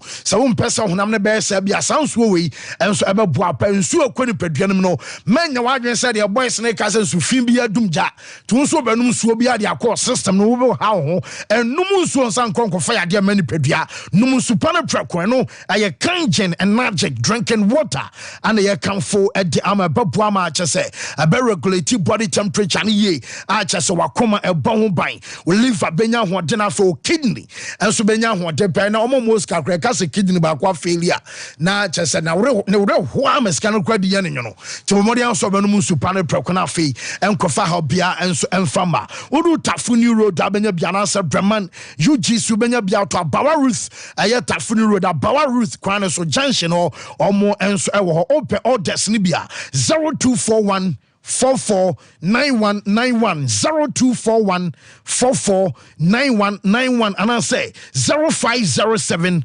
379474 0507 379474 na just say when a conscience empenfo no enso enkasa ye twuse enkoyere ofia bonche kono no monoma na afei ono oba no kompem bi dana djukom ntwom so mo de akompem no osan so ofenfa mo ba na so na de no siso amoba no mesro be ma menye sa ema no tina da bia me se ema no ya de pe wo se ye pene ma no yeah Bema choose you a student and I say you should toothpaste no ebeboa no say you should toothbrush and also ebeboa pa na the ten say Fibo Venture so mo na akwakofa e bi enso adiaba your Ashford Prince e wo ho no ye nkwada ne de Ashford princess enso ye adwuma Ashford executive afei evidence and friendly and Ashford galaxy ni nyina no ebeboa we toothbrushes how to choose no pa and then you may rewra wo sin tokro no mo aduane bia left over council mubiano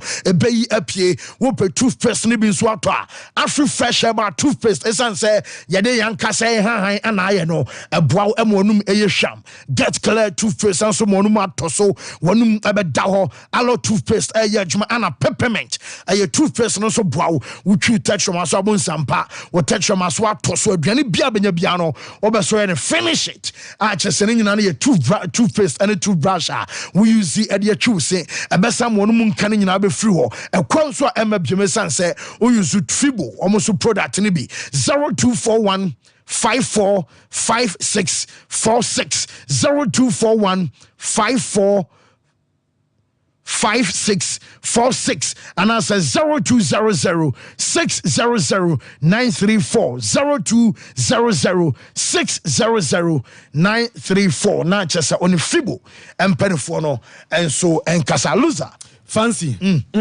yan shase ne yan fan sama odo aboabo no ema yahwefo ene yetiefo yan shase free Accra Sports Stadium yan twa the current state obekaya yeri kadi ato nim se enche na African Games no ba abe shase na Accra Sports Stadium one of the venues so ebe hosti 13th African Games no na yemo NSF aba so no ma didamu papa ago prama no so ya akono Friday, the Black Queens of Ghana and Zambia Paris 2024 qualifiers no the pim so na no na de yetin sa go prama no so ya kono ayefe no omasi akotwa nkaniam ni nyina no so ramu Accra Sports Stadium ECG for disconnect light no eso mo de ka 400,000 Ghana cedis ankane 4 billion entoma kro akotwam no edefro eba yede mamo e wodwuma de no so mom sankana no mo de komuntua na enti ECG4 akọ disconnect enkane wo Accra Sports Stadium de so kwa nkane no 400,000 Ghana cedis 4 billion enkane 4 billion na pitch when no me post obi be di matensa masa unhwa de ye won we ayo ofe wo wura so ahwe na me oh opani ye boy ne so for tiri so sabi and it's my na FFF na pictures abama obi cross camera no mdi twa ntina ma yesa na so me mpem wa so de ma menya no wa ela amputi for so nsem bi wa ha okay omo kwaje African Paralympic Games no na ma me nkodi nkomo bi mra me ne Maxwell Asabre former secretary de ma National Chapters Committee edma Accra to folk wa ba homa no so ma me ni nkomo kakra opanyini me pa cho yam wache am wakwa baba Sompa 93.1 FM so na Sompa TV. Hello Maxwell. Hello Maxwell. Okay, yeah, say ye benya Maxwell Asabre na ye ne din komanura how to folk supporters no a demonstration. Emma per reporter ye picky and say NCC chairman Oriafen Elvis Hermanhesi and the petition Emma some presentation Fama supporters now so far supporters TBB as why Ukraine massa petition papa biama and supporters be cry apprentice t-shirt bia omo dwen say nyame passand against Real Tamale United set t-shirt and omo ebehye me ba cho ha t-shirt ni bi nie ebi say I stand for Togbe and me try them Heart of Oak is safe and no t-shirt ebi say omo ebehye on Sunday for Heart of Oak bobo ekonomo eta Togbe afedachi and omo kwa demonstration me din komo ebi say near Sunday etu obeto omo bruni pasa akromfo wa wunni ma abehye say t-shirt we bi e dia ba soga kope ho no masa eni obonu sampa omo no ebe gidigidi ma me say Maxwell Asabre ayakrado amano so Maxwell otemenka yam wakwa de ba Sompa TV Sompa FM Kumase mejimoso nana ba chobo ko de hello yeah me ba cho otemenka Maxwell hello Maxwell ya to nka clear wa otemenka metonka wona mo ba ko de but eko me kasa eko bam me sati me my voice. Oh, but today you tell clear and today you come sa. Okay. Mo jide sa huna mo boko de. Na me boko. Anra yenyan tiesa hun bisa to folk supporters no.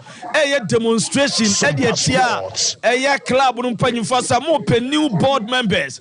Mo say revive the soul of Accra to folk. Na nra petition submission e ko say and I say na demonstration ankasa ekoe.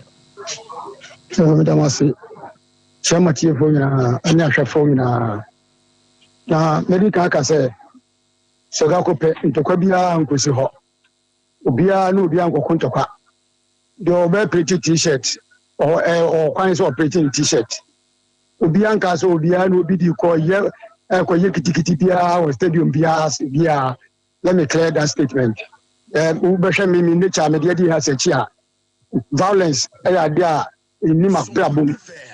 Into be wo kwan so express it in any form and manner legitimate and legal provided say and tumra into so be a corporate in the t-shirt that's what the go pa or ho kwan so corporate on tiasia no memen ko into gidi bi anim say the nya akwanya legally ekosiki police permission mon be gade ye demonstration kama no obi so ese until the na se no so koye ne dia o ho kwan se oye that is the society team. It's a democratic society obi are all right to do anything that he wants to do or express himself or join any association provided it borders on legalities until obi an country obi so obi no obi kokonto kwa obi bia it let me clear that impression now or creating it is not true. It can never be true. Yes. Some of the members are and we are part of the demonstrations to Dinkomo behind the scenes, but now almost they are not happy about some of the t-shirt almost say t-shirt in your paper they don't be so sebino omo enter say that's the reason why I'm so nyina so ma make asa. Okay, me mo hwe ana me force say on be sade no said the demonstrate within the ambit of our democratic right, everybody must be allowed to also go and express himself in whatever form and manner or no person or into may plead with everybody. Say India will be more be attack will be now one family house of crew back. What I say now the say this current board at 13 years, I supervising this sharp division among the supporters. And you're unprecedented. You know what has moved, but you who said you will be that. Say division plan, we will have the creation of this particular board. The meeting I can't be any petition, a comma board chairman, and he alone is the one who is supposed to receive our petition, because currently we don't recognize any board member again in the club except His Royal Highness the Tuba Fede. Only recognizing he's a majority shareholder and the most powerful person in the club at the moment. And you know, the petition, it is not to the board, it is to the majority shareholder, to Buffett, the 14th. And also the impression, the person created the demonstration. It was not meant against the board chairman. It was a reminder to the board chairman. Say, "Washishe Bobby, na sabono ye kaino." Say, by his pedigree in society, or Nipedia, is of good standing in Ghana.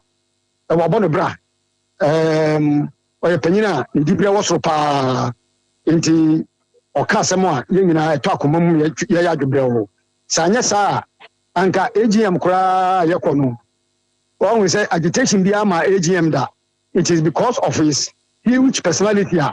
Yana, you call AGM no. In Chokan Bibuani and Yadria, eventually no.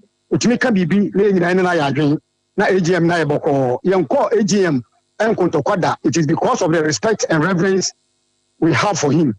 And he, having made certain statements, the demonstration was meant to remind him of statements and Boshebi Awashishe and the kind of say more money real fee. Now, almost any money. It's as simple as that. Obiano Obian Intoka. What are for the sake of your listeners, Boshebi and Atobe Ashishamwa Enyamamu? Oshebose. Nanka you call last AGM in October 2023. Okatra you say. Onuaji tum say board national watch. Na unim said the expectation is say also sacra board num. Na o predi say Akarian last account, which is 2022-2023. Say current in our financial standing, About accounts, Now auditors no cry ye. Now by December 2023, no maybe. Intino or Shabose February or Befre AGM. Now by approval accounts na other board members abeka change board num ama me could now a catch a board chairman say board chairman with the greatest of respect and kayemu be the better say so what you to say board no atlas yache dia na wasa je to say was here sacred mu a ene ya gu board no ene ya gu no na wo ko na koye accounts no bra na wo koye accounts no ba o ba now the new set of board members and eba tieniye omo ntini ma se no omo mi omo so no tieniye some passports na okọ na say o ba now the other board members na yes system no now the omo kan ho aba na ya vote to approve omo no master tie adwuma no e na board chairman ka kire ye say ono nko one person no ontimi enko stand alone enko prepare accounts no it obey here the presence of the other board members to prepare the accounts enti yamma no kwan na ye extended board members no etanwa enko si February ending na February no so na say oba ana say ofra in February ending ofra AGM no February yenim say be 1st February o 2nd February o 3rd February o ka say ofra AGM no February a na oba na just the new board members na ba sa agreement we any reach here you see February mo 1st 2nd 3rd 4th na yenya February so about end 29th this year leap year enti over 7 notice of AGM so 21 days enti 21 days ne pa ho a or 7 notice a be beyond February no ena ye hu say ansha na February no AGM no emba so enti abasa na akoye se papa no with all the boy the money na no ebia na the refi nanka oyabu sa February ebo shele so enti ye say okay the demonstration be because of immediately after you declare an intention to go and demonstrate and what this statement by so we appoint MD we appoint coach the chat one or promise say AGM no be ba so nemum enye February no nemum or dey come March ending me no kura no on say date na any omudi date ni beba later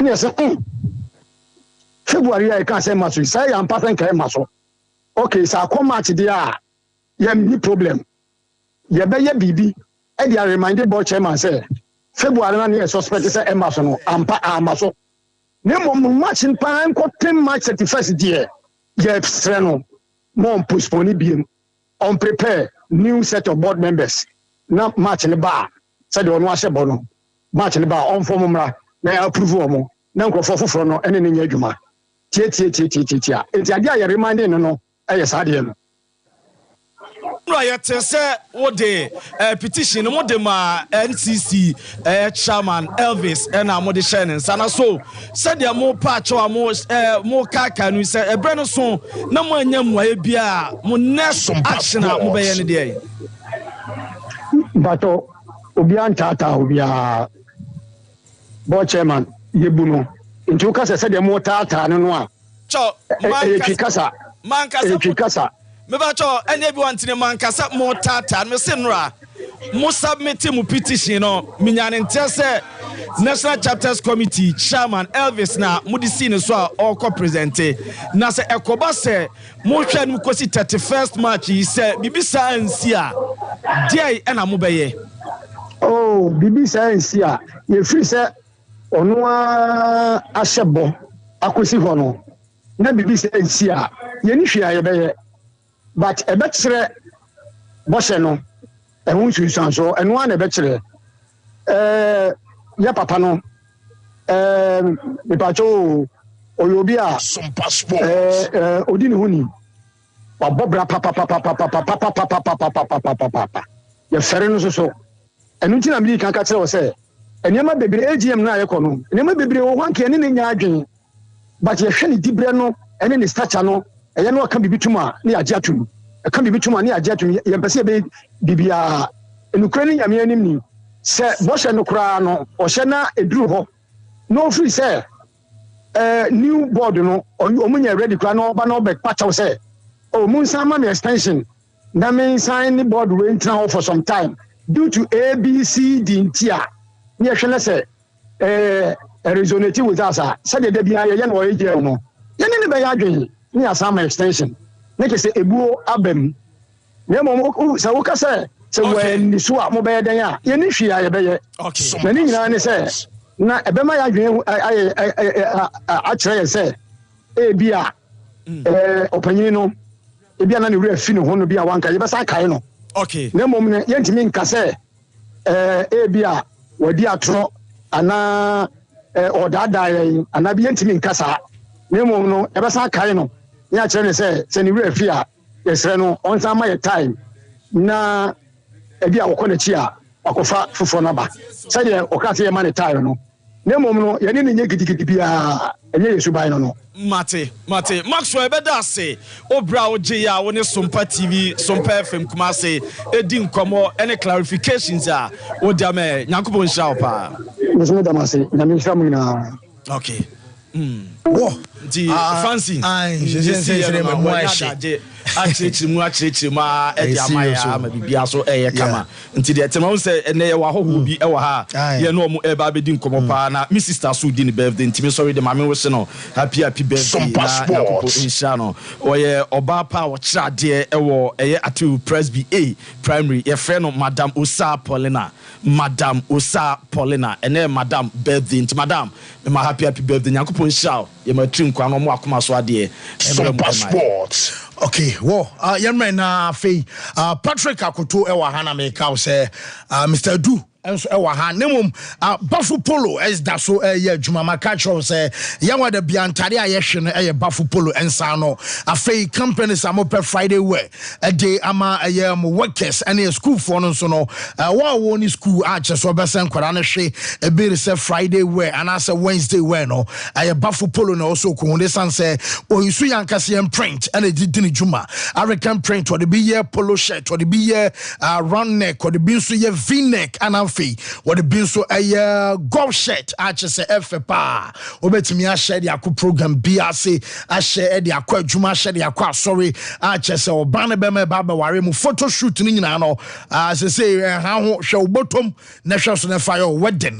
mo bia ma pressure obetimi akọ am odwu kama na afọ watwa wonu oban de ni nyina na ama mo na afọ mo de akọ akoye mo pre photo shoot FPA anti wo pe bia hwe nkwan de abenya ya wada de na ye hwe no ya na manfo kondo enfreme se me ma obi na me de badwuma anti ya bomode anso be frɛ bafu polo o ma packages a chese da form na fe wonso wo de edi ujuma wa ya dwuma wa henema kokobin odo na ichiro oboase ekwan no so no 0249 600 789 0249 600 789 0599 899-919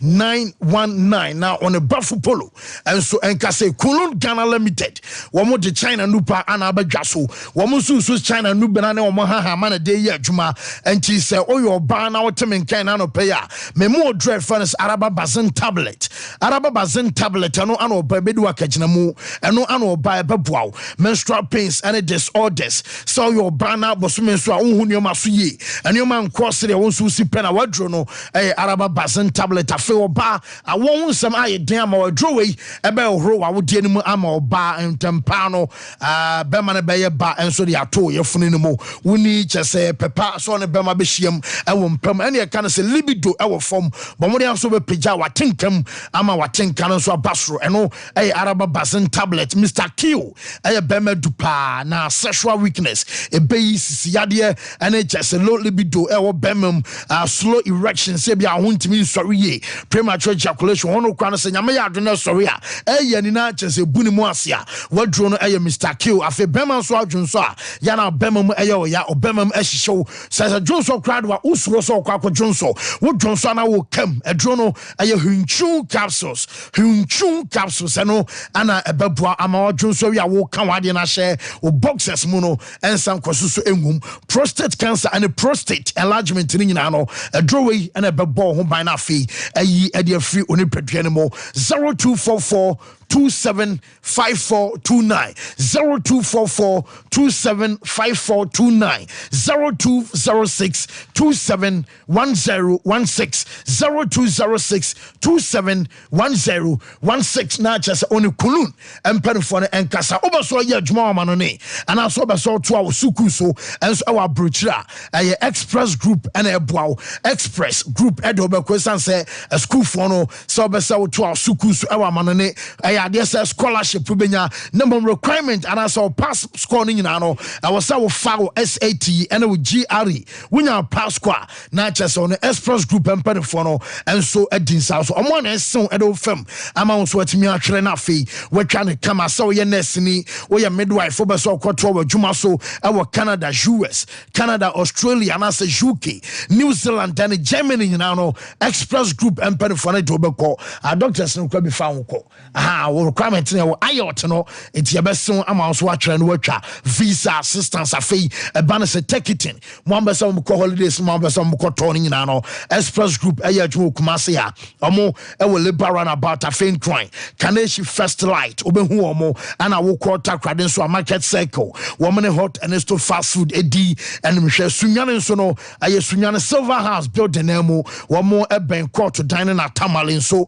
ayade se mo ben technical hospital no ana babian so omo ben aye court no 0249 000448 0249 000448 0555 550067 0555 550067 na chese mpanfono enso enyo so agoto na onwe de Fancy me when na important to say BBI fine BBI fine. See you, my brother. Good to see you too now. Me some be she ugly for uni gidi uni ni.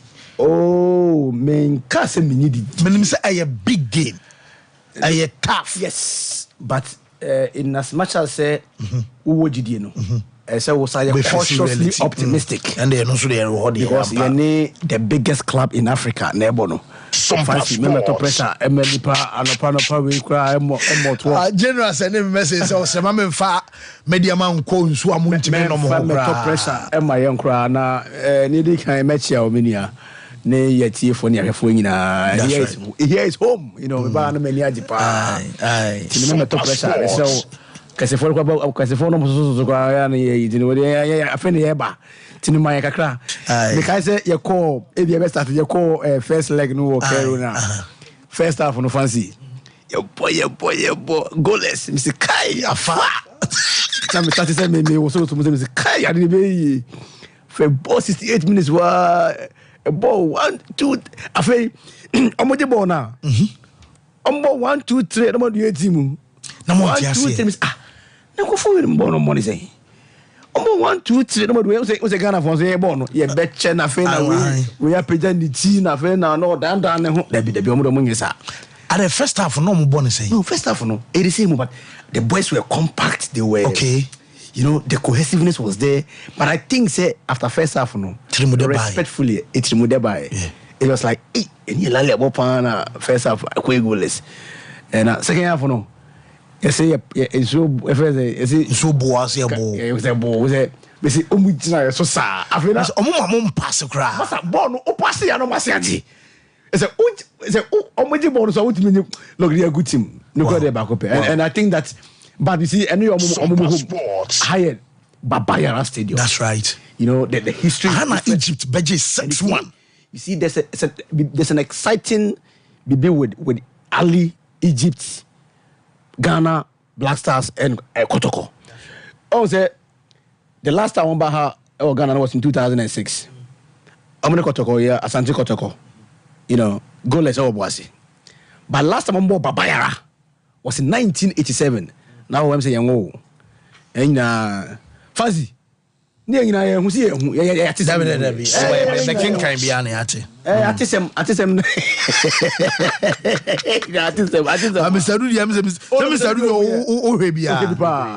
It's you know, so that rivalry between Asante Kotoko and Ali. Black Stars and the Pharaohs, especially at the famous Babayara. Maybe limited the discussion to the park, no Babayara, no. It invokes a lot of nostalgia and feelings. It's you know, where did you Asante Kotoko? Debbie. And media man did Aliaba after for the first time to Babayara in 37 years. My idea. The great Asante Mai, the great Kumasi fans, the opportunity to watch Ali again. Tima, you show me TV, so you have more opportunity because for 37 years, you know, Kumasi. And Kumasi is big for Kotoko and Ali. It is a bit you know, penny to me and yeah, this year. You will GDS next year and next 2 years, you know. Omobeji, no more so I qualify now. Omodru na Omone Ali. But bottom line is say, Minya. The kind of support I get from Asante Mai and the good people of Kumasi fans, our traveling supporters, the Ghanaian people in general. Since I think a man for demonstrated genuine love and support. Yeah. The Kotoko fans have been great. They've been absolutely amazing. And sometimes I make and I say with a lot of humility. I think almost supporting the Kotoko fans, the House of Folk fans, but they're predominantly Asante Kotoko supporters. They have been great. House supporters have been great. All the teams, the kind of support are in because look, venture into this you know. I'm for my adoptions. Yes. Because you see, me table no. Remo Stars Mediama 4 points between Mediama and Horoya in terms of pedigree, in terms of achievement, in terms of record, in terms of consistency. Horoya when you see it. Yeah. But we still managed to secure qualification. Yes. In the group stage. This is a very young team in the last 10 years. You call Confederation Cup 2 times. Back on you do the group stage. Back on you may say out on the final ladder. Because now you're both first match, you qualify second one, third one. I'm just trying to let you know that this club called Mediama, you're Africa, and we have demonstrated that. And club for the first time, what you call Premier League, and beyond for the first time of asking, going into the group stage of the CAF Champions League, it's quite a remarkable feat for such a promising young team based in Takwa, the gold mining town of Takwa. And that point, meaning, as I said, it has to be made again. Horoya, we're in the group stage of the CAF Champions League. We have 4 groups now, 4 teams in the in terms of BBA, Ali is the biggest club in Africa. And Ali is one of the biggest too. It is without ambiguity. They are the biggest football club in Africa. There's no club that comes anywhere close, Ali, on this continent called Africa. In terms of record, in terms of success, in terms of history, in terms of pedigree, in terms of achievement, Ali is at the top of the range. No doubt about it. No ambiguity. Bisia Belouizdad, a very dominant force in Nigerian. They were in the quarterfinals last year, very consistent in the Champions League. Younger, just last year, Confederation Cup finalist. Such a powerhouse in Tanzania, of course. It's now a very promising young Ghanaian team like Mediama, competing with them. 4 points, and maybe because Ugly was 5, Ugly was 6, Sia was 5, Younger was 5, and I'm 4. Maybe it means there's a Munya winner, more 7. I'm making now to just let you know, says, teams winning now any level. So now we say, maybe I do know. Say to me, a famous win against Alia. Maza. You're second on the table. If we're able to if we are able to negotiate our way, of which is possible. Because pitch we ugly for him so possible, but as a realist, it's also difficult. It is a difficult game, but we work hard because you see. Sharayana the ugly for training. I'm to swam and run at Jomo training. They're a very good team. Sompa Sports. But yes, good players. We are very promising. Who compare experience-wise, player to player? Because these are players the least paid player. No, they pay $40,000, $50,000, $20,000 a month. So you can understand.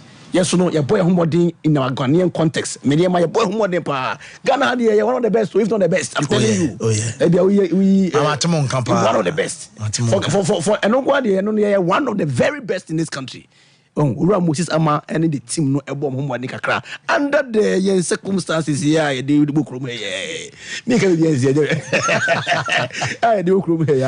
bottom line is it's a big game. Now you sign down Asanteman any Kumasi fans you traveling supporters if Takwa this is our biggest match in I don't know I think it's the biggest because we are playing the biggest club in Africa in front of our home fans here. And I say, young fans, I saw my adopting. Was a adopting. And we've loved it. I mean, it's been great with leadership from Kotoko, their supporters. They're all over the place, and I think that it's been amazing. How supporters, their leaders, everybody want to help. The clubs, all the other clubs, Diana, all of them, Brekum, Chelsea, Obia are offering some support one way or the other behind the scenes to ensure because Ubia frame because but you see this is Babayara. You would GDA said them the boys they should go and enjoy themselves. They should go and exhibit. Pitch a different, whether a bit different, whether will be on our side the let's say and we it's in your bumper say Friday no we mu enye sika kan ho ne mu say you bo we pe na we mu say aba fem kakra so that near to me ada but the point is that anything na yate ticket na so no because to go and play Ali 10 Ghana cedis. Yes, they pay any free crowd to be honest. Friday I'm telling you kick off your 4 you pay any 4 p.m. you pay any we say gate 10 cedis 20 and 100 10 cedis 20 cedis and 100 10 20 and 100 you per se your supporters for BAP if Odie say Odie mediama for a very long time mediama Ali no come and watch Alali playing against Mediama at the Babayara Stadium. Come and watch Pesitao. Come and watch our boys. Shinari Num. Come and watch Malulu Num. Diego Stella. He's back. Wow. He's back to the Ghana. Yes, he's back. Yasan Boko. Tell goes Jonathan. Yes, Jonathan. So what there? Ubia Frame Oko. Mr. Mo. So what there? Yahuadi. Yahuadi. Simple. Oko in Bananu. So what there? Yahuadi. The club is happy. The Messi minia ye huedi also. I reflect it. Fancy. Messi. Yehudi. The club is happy, the player is happy, his family are happy. Ghanaians, you should be happy for him. One among the other, because so when you are saying, dear, we see Abba. In any case, so I because I was suspended for 2 games. Yes, so even our national plan, so I'm qualify for next year Champions League grandpa or more the opening 2 matches because I was suspended. But about 1 year within the club, on a breakout season, we thank him for his services. He's been a great ambassador of our club. About January 2023, January 2024. That's just a year. And you who read the correct one part. And Obiaba no any 1 year say drew 400,000. Me say Krachi. Me say Obia are happy. Everybody is happy. And that Jonathan Sowa and he's doing well. Was such a boy pa. You better say hopefully Blasters in September no friend. I'm sure we'll see him because he's a proper African striker made for the African game who can compete at the African level and ensure that we get success on the African terrain. But Maka say we a lot of quality players are in sync. Nuruddin Abdullah is back. And because look, that boy is fantastic. Science at back, no. He's been a revelation since I joined a club just last season. Now also on a shoulder injury, the younger born, only free muntem and no crack affected him pa. Since any younger boy, Baba Mayara, free no more bio until after I recover. Yeni Nations FC. About friendly match Saturday no go team be do Friday you win one or the team no me no ka say omo rest hotel we go see in training Ali officials me no eba be do ne my colleague no omo director of communication no eba me dey din komo and na one other official omo ba na me be watch na Ali at the charter flight Egypt right from Cairo to the Kumasi International Airport straight to the Kumasi International Airport per the arrangement and per what I've been told straight to the Kumasi International Airport we are born on Thursday on by mandatory training 4:00 born here 4 but before that we say a press conference and up media be in there first now Ali for coach and then the captain so about be your money if you are your born we are 8:30 p.m. Sompa Sports direct from Kumasi International Airport straight to Cairo. I mean, 2014 I was involved. 2014 I was involved. Mako Africa 3 times, courtesy an opportunity with Mediama, an opportunity given to me by Mr. Moses Ama and the team.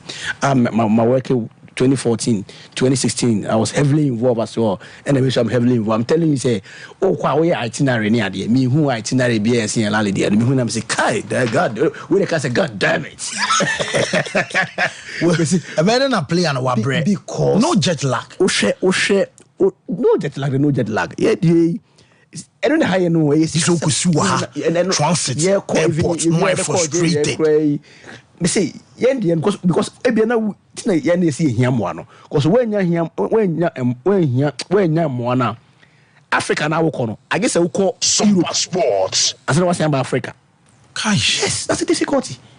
That is the difficulty we face as a club. You be call Algeria after you be call Algeria. You be call one of the Arab countries and before we come to Africa because direct in Kwaunya. The only way out is to do what? Chata iso na Moses o giga obetimi a chata na chata iso enafem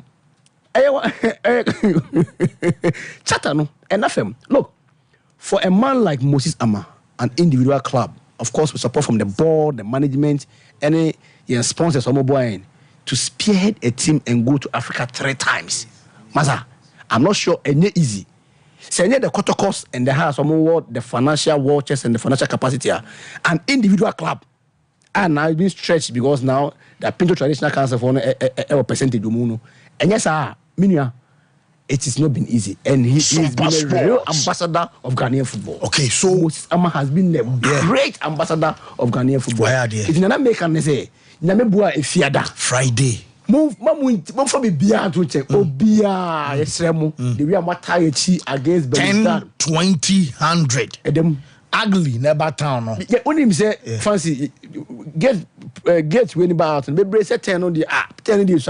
Everywhere I've been to, be at 10 days, 10 days.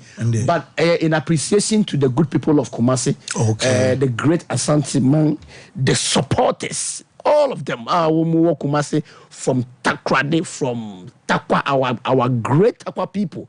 Support because Obi to quite fit Takwa, but at the peril of their lives on the road, I check it in the crookedy.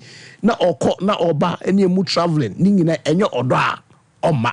It's they are very special to us. Yeah, as a club, supporters are the core of our projections and our movement. Yeah, for the supporters for any agro crowd. We listen to them a lot because they are the fulcrum. After players, footballers never born. Who are the most important people? The next most important people are the supporters. Fans, no. Yes. We have to be at the back, and they must take the center stage. It's in a 10, 20, 100. It is Baba Yara Stadium, medium. Monshali for one. 37 years. Yeah, the Ali Aba. Asante the Aba, Kumasi supporters, the great people. Yeah, doing Aba. My pressure now. Be some countries. Ali said, "Shamwa." BTA. Oko. Unse born who TV swa. Nefenko. What the park is so. So nefenko. What the park is to be. Mr. Dubre. Send ya me park is to be now. Say, now, what hold the ugly first half? Second, I'm a complacency. And the place nafa. We got excited. I think that we confused why. Yeah, human reaction on what you that is the most important to me. Say, money ugly waha a best shock. Just be a boys and so on. Born I'm a boy. Ultimately, I'm saying, pitch be say ugly form pill. Make I tell saying to me so more. Of course, the team but I am telling you, say also kasa. I said what they also cast out with a lot of conscience. We are realistic. Okay, now they are on paper, they are favorites. But football is not doable. About textbook. It is about the probability on the pitch. That is why there are shocks and upsets. But we are going to give off our best against Ali. I'm telling you. Matia Kutomi that's it. Our prime. Mr. Prime. Akwabe Yintio. Yeah, Fazi. Majusu Bru. Na my member kuto abaso Sompa sports the bua Asante Kotoko supporters ene je ho nyame anim media ma de ono abeka ya nkaye no mo ko asu ya ye kwa hwe ya nche emum ya on fasa akonya we se so nyame adom kokodu ho no mu a na omne supporters nkasa se Kotoko ba ho no mu a nyame bia ya famu no ono a woni who's the first that almost sits on tension? Bisa, ask my good people, my friends in Kotoko. Since the last couple of years, we have a very cordial and a fantastic. Those days in the day, yes, you're back. Last year. Over maybe I do it here. Last year, I buy. The minimum to coin. I mean, the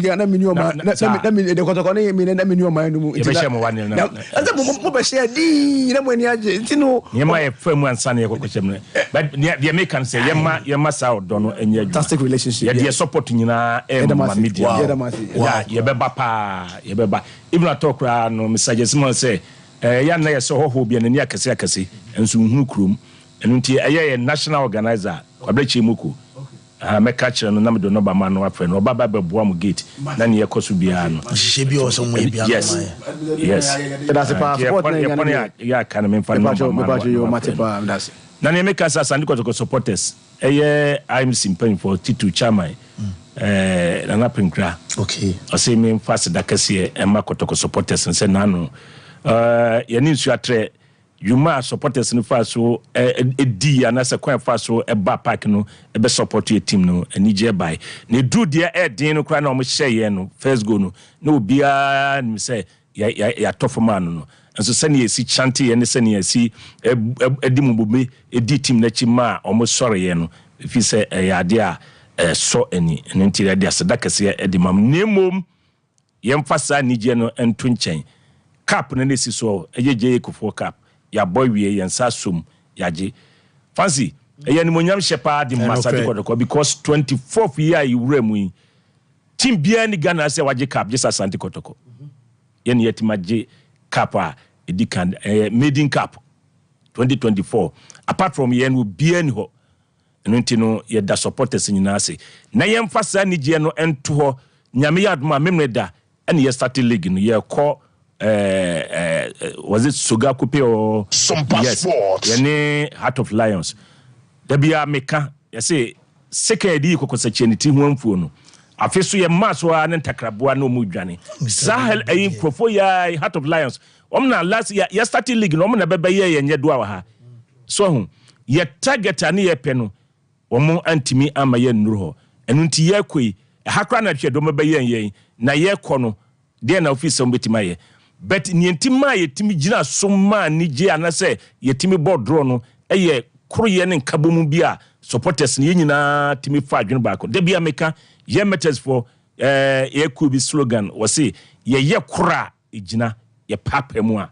ehwiase enti ye bese se omoma ye nyina ye mfa koma koro ni mpa bo na ye ni ye team na chi na mgir se be ye edru de den no a so hu enna wase ye team keka ye ho ni ade nti ye sere wo bia se omomemfa ahokeka ni team na chi na ye konko support na bibia nya ye media match no susu nyame ya some ba Friday there some ba na kama agoto ha me hwefo no zizi a obi say scoreline na ba what's the game there boss area say scoreline na ba ma menka nkyerɛ wo 0551931931 0548931931 yemfa course hello Francis yes sir Unya Solomon here. Well, solo I say one family. Nana from Fonsa to say one Chimango Vegano. Mame more when they ever get from Yambasopa, na Mr. Dimension only me, therefore, Namishomo. Naka can say, for my son to go to company for no, Yamo Mamaso, came Mr. Mr. Do, and Mokaya, at the company for no, they say, Mamaso, Naiva was on a Segum, so only place in Ojuma, not Legina. You woman intimately, and a media master much against Friday,